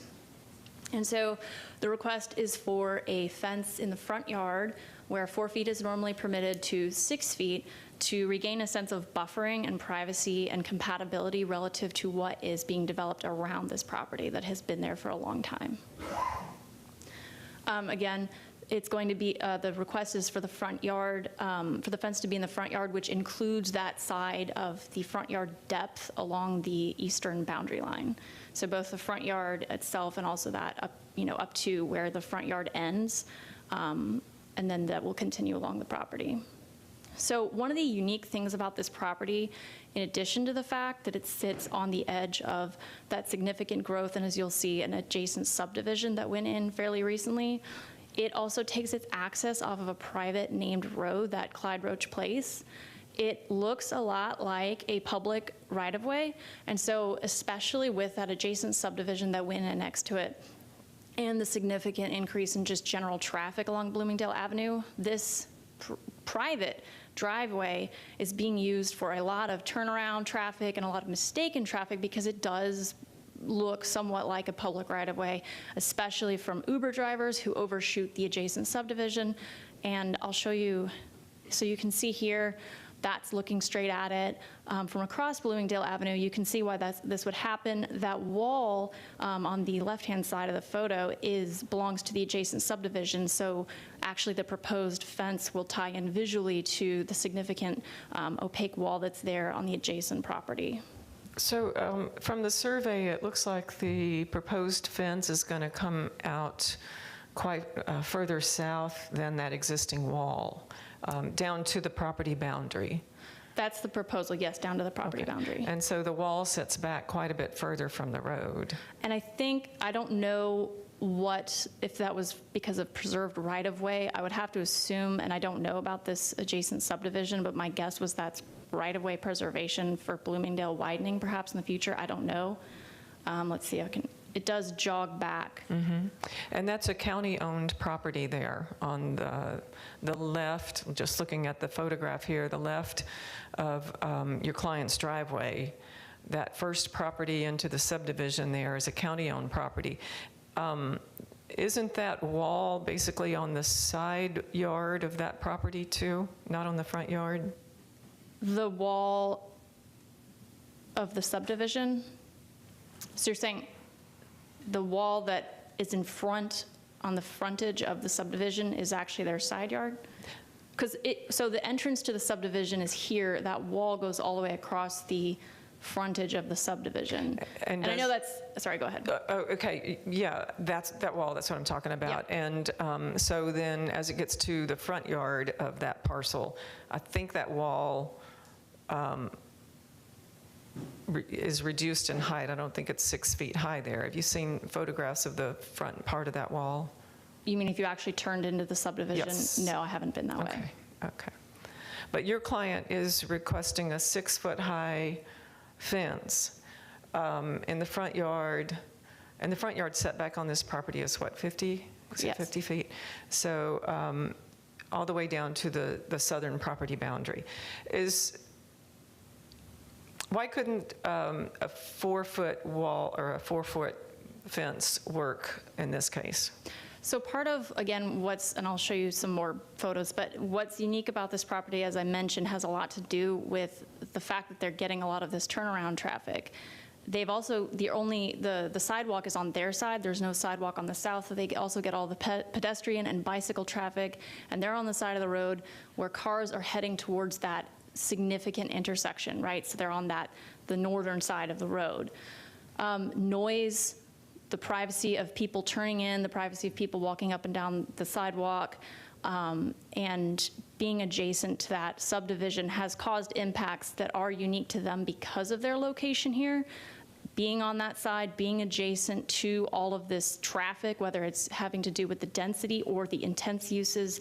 There's a significant medical plaza just a few hundred feet away as well. 4 feet, 4 feet is decorative, 6 feet is functional in this case.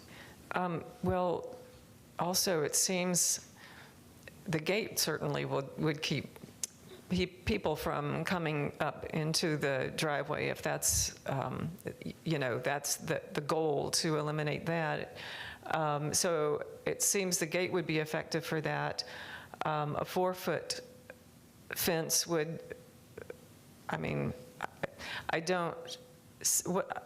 guess I'm having a hard time finding the hardship here.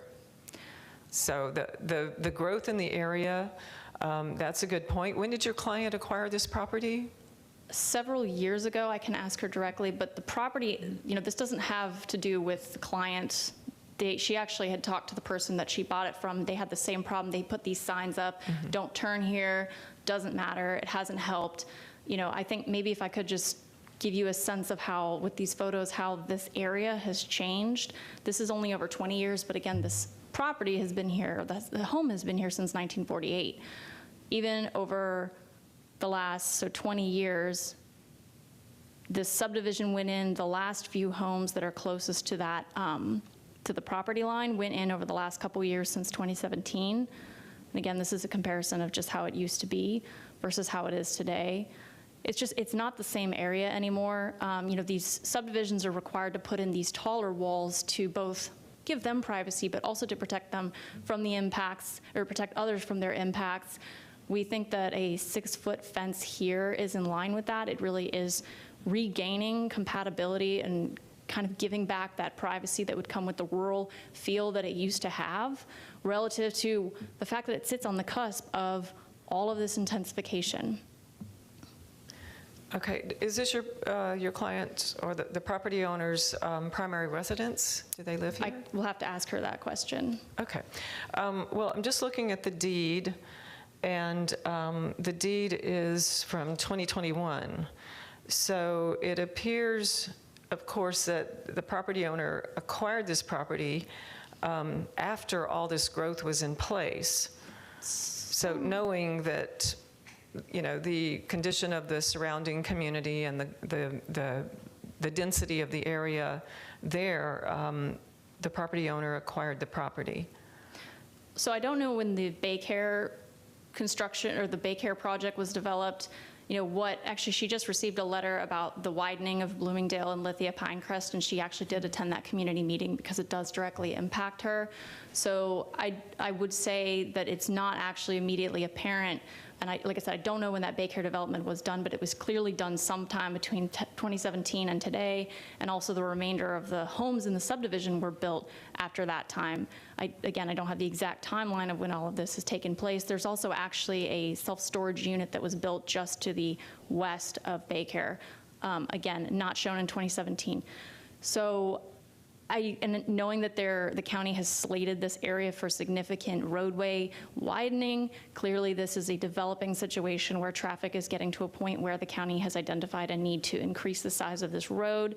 I think, you know, it's a lot of people, you know, you say, and this is anecdotal, but you say you live on Bloomingdale, you hear about people complaining about Bloomingdale. I don't think it's getting any better.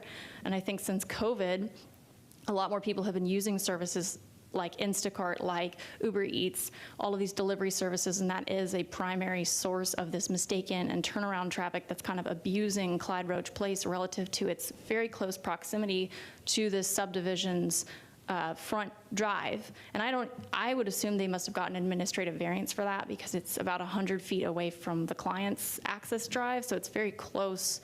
I think it's typically 150 or 300 that's required, but I could be wrong. But it's, you know, it's really close, so you can see how that mistake would often get made. So, you know, I think that things have changed since 2021, just both from a traffic standpoint, clearly with these widening projects that are in place, from the development that has and it continues to you know, occur, and from the fact that, again, people, I think it's indisputable that people are using these delivery services more than they ever have. And so I guess one last question for you I would have, driving down, what is this, Valrico? No, Bloomingdale? Yes. What is this road? Bloomingdale. Yes. So driving down Bloomingdale, looking at properties down this road, they would basically all be in the same situation as this property is.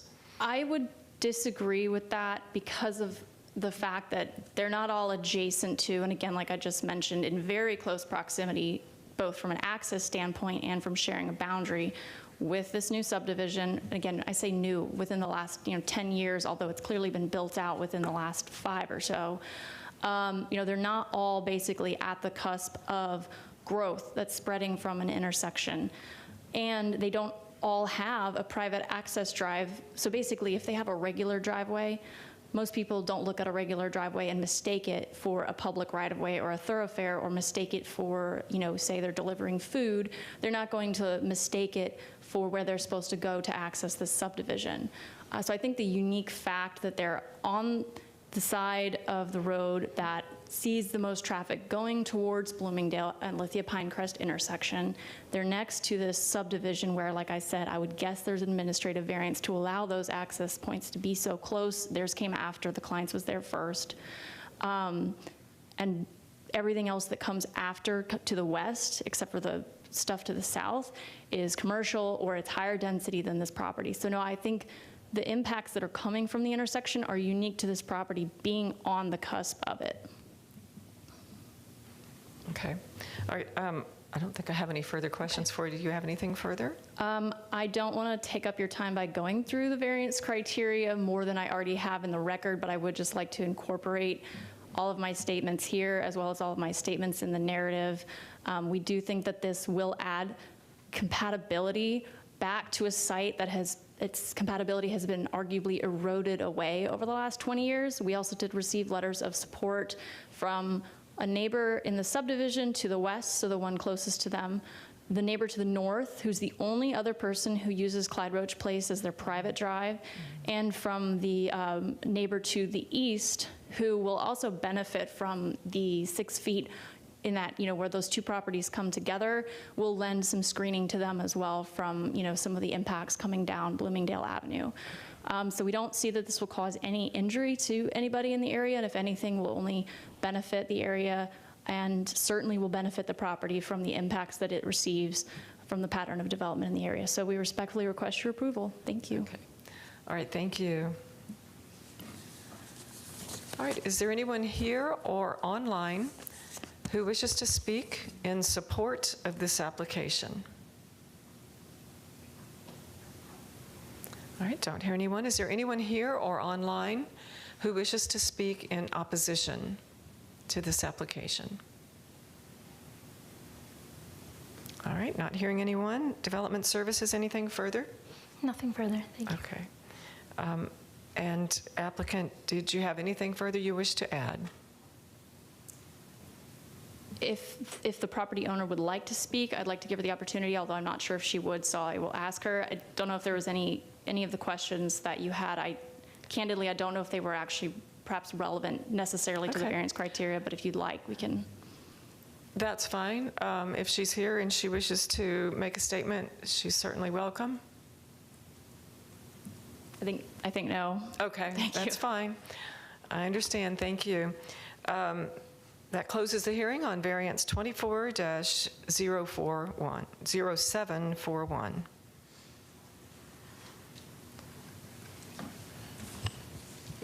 This brings us to section I, special uses. Item I-1, special use 240306. The applicant is Cambridge Christian School Incorporated. The request is a special use for a school. I'll provide the staff findings after presentation by the applicant.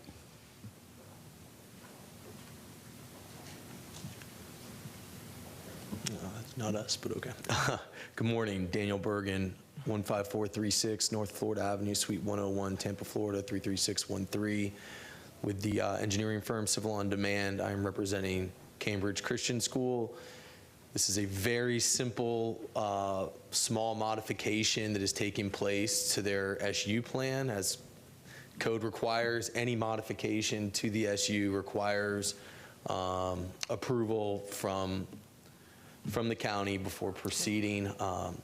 We are simply adding an additional access point onto the general development plan with some on-site queuing that is no longer there, as well as a location for temporary classroom modulars for interim construction time periods where classrooms will be displaced through the demolition of buildings and classroom space will need to be occupied during those construction periods. Again, this very simple application. We have full, as you'll hear momentarily, we have full support from county staff, transportation included, which this is generally focused on. We were just in here I think 2 years ago with a recent approval that got us to the point where we are today, and then we're adding just these minor modifications. There's no objections that have been brought to our attention. We recently asked as late as last week to know if there was anything on file that was brought to the attention of the county, and nothing was presented to us. Again, this is very, very much a benefit to the residents as well as the school to add access queuing and interconnectivity within the property. There is one nuance here. With respect to the temporary modular buildings, we have a permit that is pending review, but cannot be formally approved until this is approved, and the current construction project that is happening for the Upper Division School is running behind, and they will need these modular buildings put in place. However, we have a chicken and egg scenario. We cannot put the modular buildings until we have received formal approval on the revised SU, so we are held up hopefully not for too long. Okay, so I'm looking at your site plan, Yes, ma'am. and the additional access, is that down on the southeast corner? Correct. They own a parcel that they acquired that's within the city of Tampa. That was going to be my next question. Is this a new parcel that was acquired, that little? It's not new. It's old, but they were unaware that they had to go through this process. Oh, okay. Okay. So we're going through the process. The driveway connection has been permitted through City of Tampa, as well as a connection to Armenia. However, that's outside of county jurisdiction, so that has been routed through them. But we have to show the interconnectivity within our SU, because that's where it crosses over. So. All right, so it's just the new one on the southeast? Correct. Everything else That's the only question I have. Okay. Previously there. All right. Okay. And you see the modular buildings, we have some, those were identified. That's on the site plan? On the site plan. Okay. Yes. All right, good. Thank you. Yes, sir, thank you. Colleen Marshall, Development Services. The request today is for a private school for pre-K through 12th grade students. The school is previously approved under Special Use 220993. The applicant's requesting a new special use permit to modify the school's property access to add a cross-access location to folio 103-376.0024, which is under City of Tampa's jurisdiction, to allow for additional access to and from North Armenia Avenue outside of school pickup and drop-off hours. The request also designates an area of the plan for temporary modular classrooms to be used during periods of construction. No changes to the proposed use or number of students are proposed through this special use. The area designated for temporary portable classrooms during construction is located internal to the subject site, and the temporary portable classrooms will be removed within 90 days of the certificate of occupancy for new school buildings. The addition of the cross-access to folio 103-376.0024 to allow for access to and from North Armenia Avenue outside of school pickup and drop-off hours will not pose any compatibility concerns and will decrease traffic outside of pickup and drop-off hours onto Idlewild Avenue, adjacent to residentially developed properties. The staggered student arrival and dismissal times, as well as separate queuing from Habana Avenue and Idlewild Avenue, will improve circulation on the site and improve traffic flow during school pickup and drop-off times. Conditions from Special Use 220993 that apply to the school will remain in the proposed conditions of approval.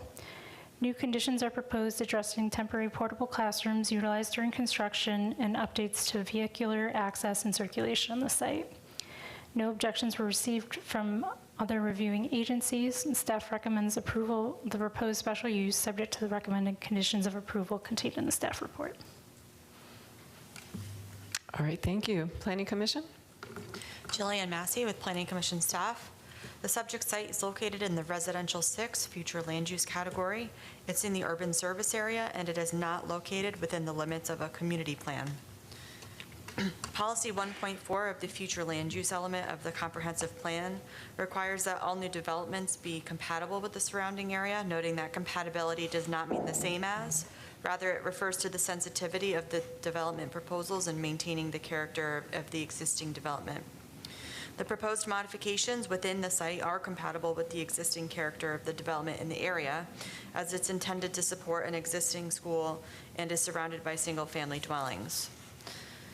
The application is also consistent with Objective 12 and Objective 16 and associated policies in the future land use element. This is with regards to compatibility and neighborhood protection. The proposed modifications will not cause adverse impacts to the surrounding neighborhood as the school use is existing.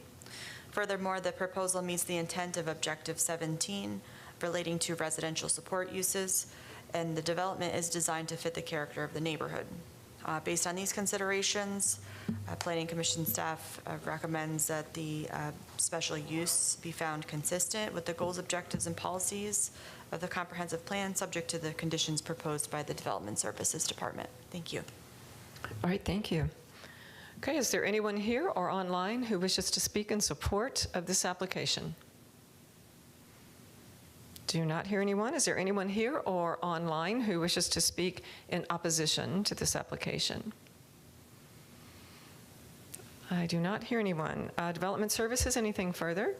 Nothing further. All right, thank you. Applicant, anything further?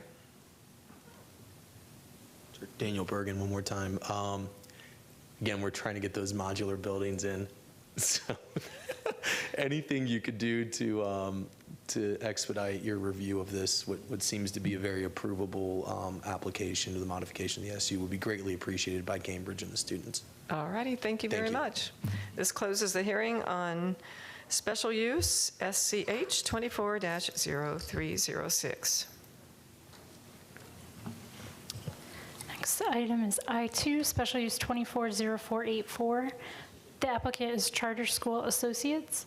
The request is for a special use for a school and variance to lot development standards. Staff findings will be provided by Chris Granlenard after presentation by the applicant.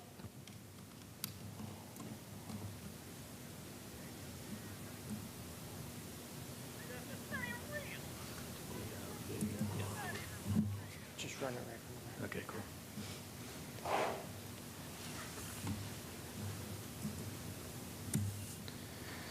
Good afternoon, Madam Hearing Officer. Chris McNeil with McNeil Engineering, 15957 North Florida Avenue in Lutz, on behalf of the applicant. Appreciate your time today. Thank you for working through the agenda to get us, keep us on track here. So I'll be as brief as possible.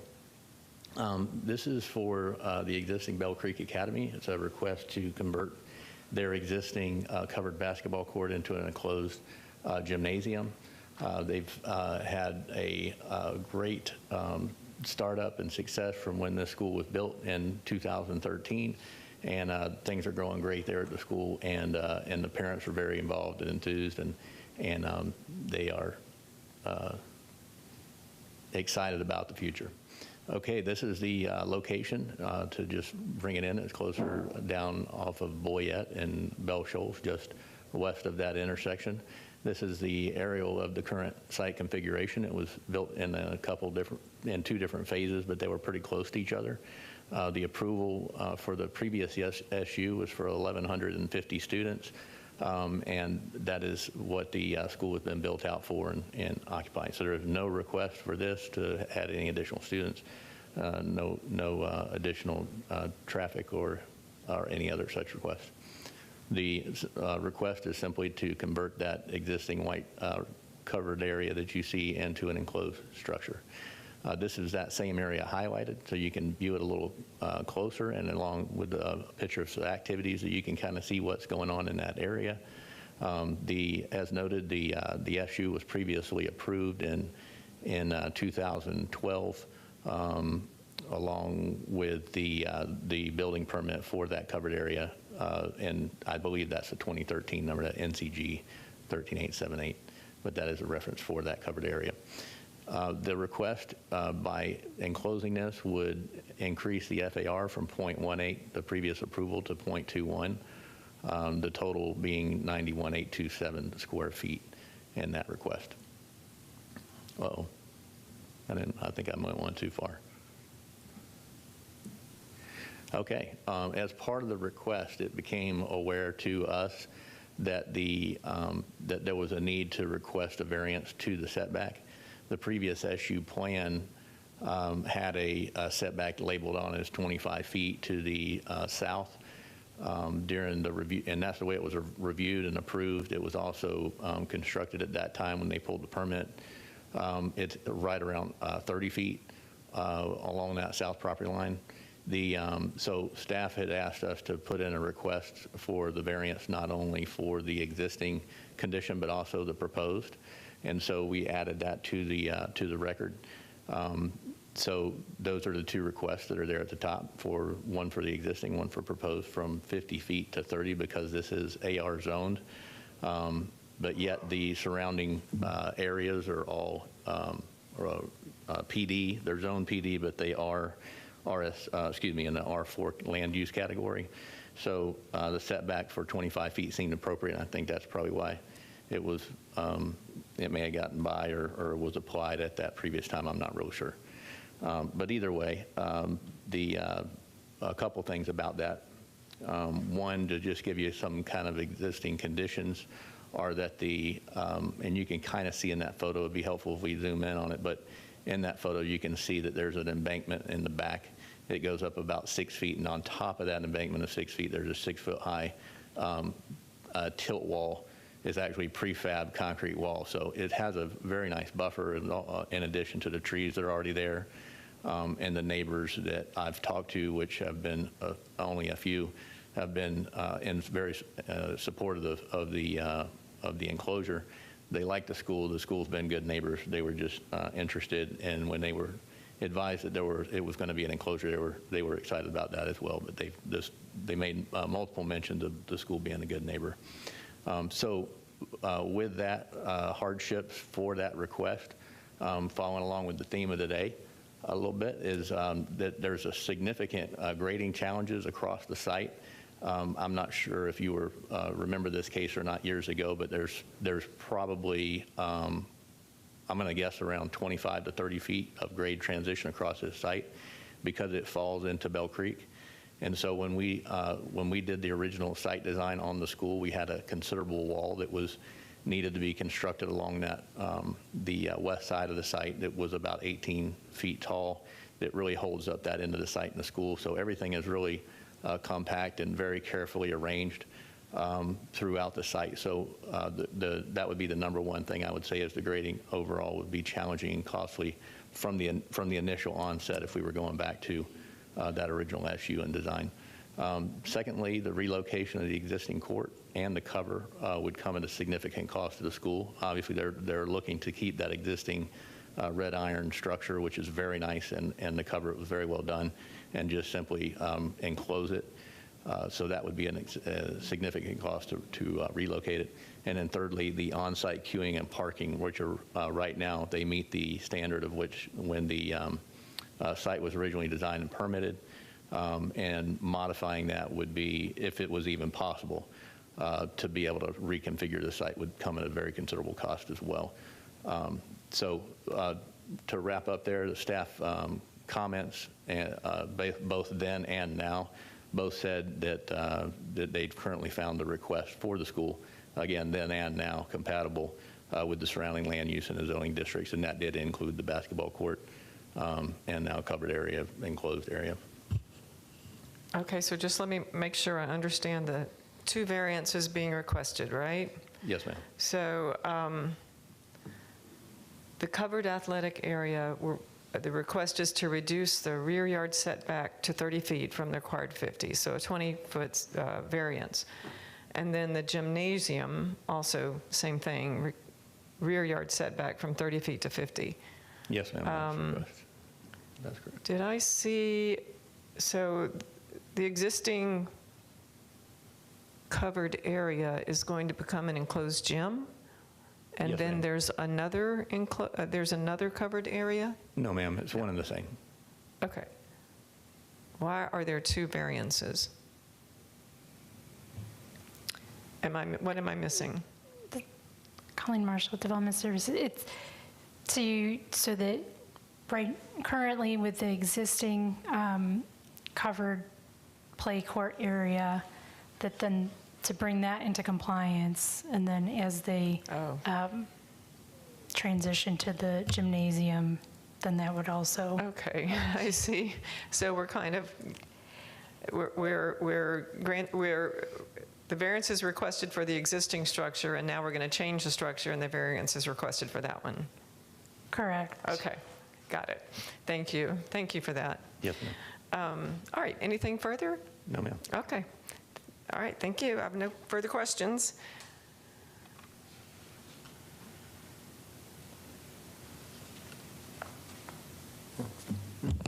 Good afternoon, Chris Grellenard again, Development Services. Here to present special use 24-0484. The applicant is requesting a new special use permit to allow for the conversion of an existing basketball canopy structure into an indoor gymnasium athletic building. The proposed modification is to allow an increase in the total building area from 78,514 square feet to 91,827 square feet. There are no additional students proposed with this modification, and no other improvements are proposed. The special use also requests variances for the existing basketball canopy and the proposed indoor gymnasium athletic building. The property is zoned AR, which requires a 50-foot rear yard setback. The current existing basketball canopy is set back 30 feet, meaning that the proposed converted indoor gymnasium athletic building will also have a rear yard setback of 30 feet. Both structures request a variance of 20 feet to allow for a rear yard setback of 30 feet. Conditions from special use 12-0651 that apply to the school will remain in the proposed conditions of approval. The Planning Commission found the proposed special use consistent.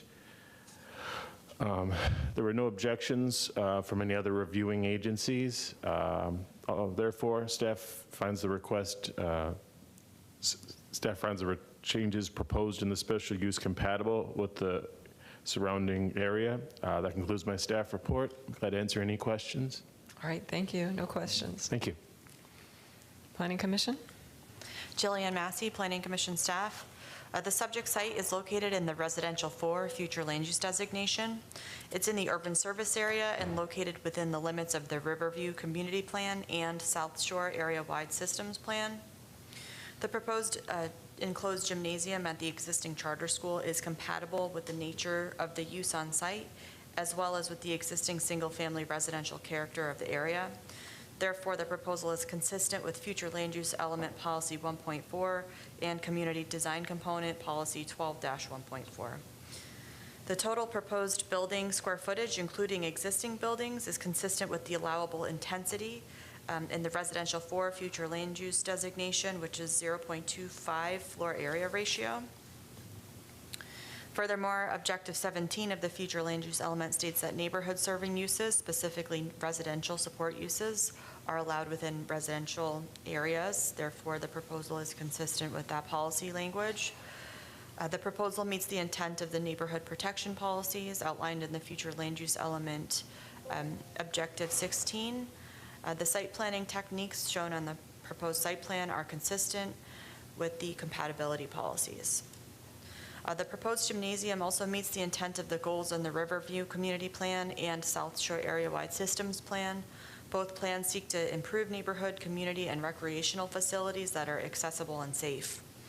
And based on these considerations, Planning Commission staff recommends that this special use be found consistent with the goals, objectives, and policies of the comprehensive plan, subject to the conditions proposed by the Development Services Department. All right, thank you.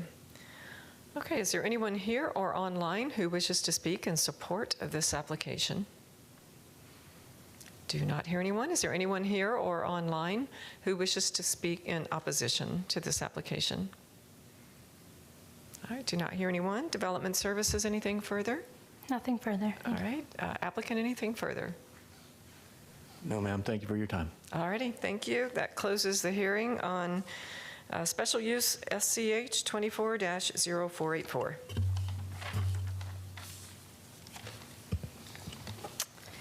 Last item today is item I3, special use 240746.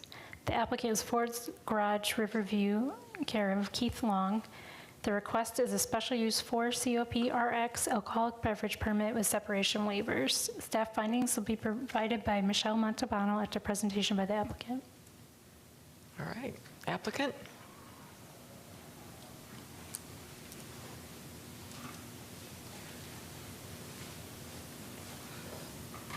Okay. Sorry, I'm a little winded, a little long. Keith Long, for the record, 1306 Southeast 46th Lane, Suite 1, Cape Coral, Florida.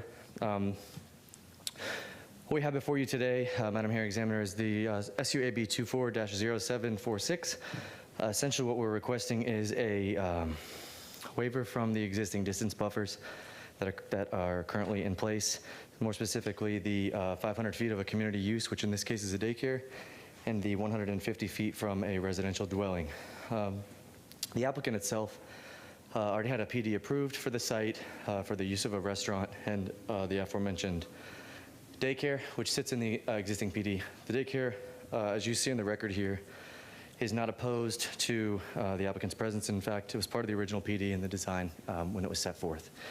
With regards to the 150-foot distance buffer relating to the cited residential property to the west, as you'll see in the application, we feel the code doesn't contemplate for the specific site and its orientation because the 150 feet, as it provided for in the wet zone survey, the residential site that was cited is actually used for a model home center and a parking lot. So it's actually outside of the 100-foot buffer if you ran from the line of the proposed restaurant to the nearest actual residential dwelling, which is to the immediate east of that parcel. Let's see here. Like I said, staff did a great job with their report and their findings. We certainly would agree with their recommendation of approval. With regards to the findings and the surrounding land uses, as I previously stated, with regards to the what necessitated the request before you, one being the residential dwelling, which, as I stated before, isn't necessarily a residential dwelling, and the other, the 500-foot distance buffer to the community use, which in this case, the use itself has provided a letter of support. And with that, I would open myself to any questions. All right, and I did review the file. I did see the letter of support. So the community use is on the same parcel and just to the south of what will be the restaurant. And the residentially zoned property is the one to the west, is that correct? The west, yes, ma'am. Okay, and that one to the west appears to be right now a parking lot serving a welcome center for the subdivision. Yes, ma'am, that's correct. Okay, but it could be a developable lot, but it's residentially zoned nevertheless. That is Right. correct. Okay. All right, and so that's it. Did you have anything further? Yeah, I guess just in relation to further provide that, and staff, again, they did a great job. They included in the report that included in the PD is some buffers as well to that site that's residentially zoned to contemplate for that, I Okay. presume, as well in the future if that use was to change. Okay. All right. Thank you for Thank consideration. you. Mhm. Development Services. Mr. Malzbano, Development Services. The applicant is requesting waivers to permit a 4-Cop RX alcoholic beverage license for a proposed restaurant for its garage restaurant. The applicant is requesting distance separation waivers to residentially zoned property within 150 feet and to a community use, a daycare center within 500 feet. Since the daycare center is located on the same parcel as the restaurant, it is considered to have a 0-foot separation. The proposed wet zoning area is located within PD 040476, most recently modified by major modification 230578. The PD permits a sit-down restaurant and a daycare center occupying this parcel. Therefore, this wet zoning proposal is consistent with the intentions of the PD. PD 230578 also requires the restaurant use to be restricted to limited hours of operation from 6 a.m. to 10 p.m. The closest residentially zoned property is currently undeveloped and is currently used as parking for the subdivision's welcome center next door. Therefore, the closest occupied residential property is around 190 feet to the west of the proposed restaurant, measured in a straight line distance. For the reasons discussed above, staff finds the proposed alcoholic beverage permit to be approvable. Thank you. All right, thank you. And just to clarify one thing in the staff report on page 2, the paragraph there, the first paragraph under the applicant's justification, it says that the, let's see, well, let me find it. It refers to the residentially zoned property being to the east, residentially zoned property located to the east of the parcel, but it's to the west of the parcel, right? Yes, it's to the west. Okay, thank you. Thank you. All right. We don't go to Planning Commission on this one. So to the public, and is there anyone here or online who wishes to speak in support of this application? All right, don't hear anyone. Is there anyone here or online who wishes to speak in opposition to this application? All right, don't hear anyone. Development Services, anything further? Nothing further. Okay. And applicant, did you have anything further? No, ma'am, that is all. Thank you for your consideration. All right, that's a no. Thank you. So that closes the hearing on special use AB 24-0746, and that concludes the Land Use Hearing Officer meeting for today.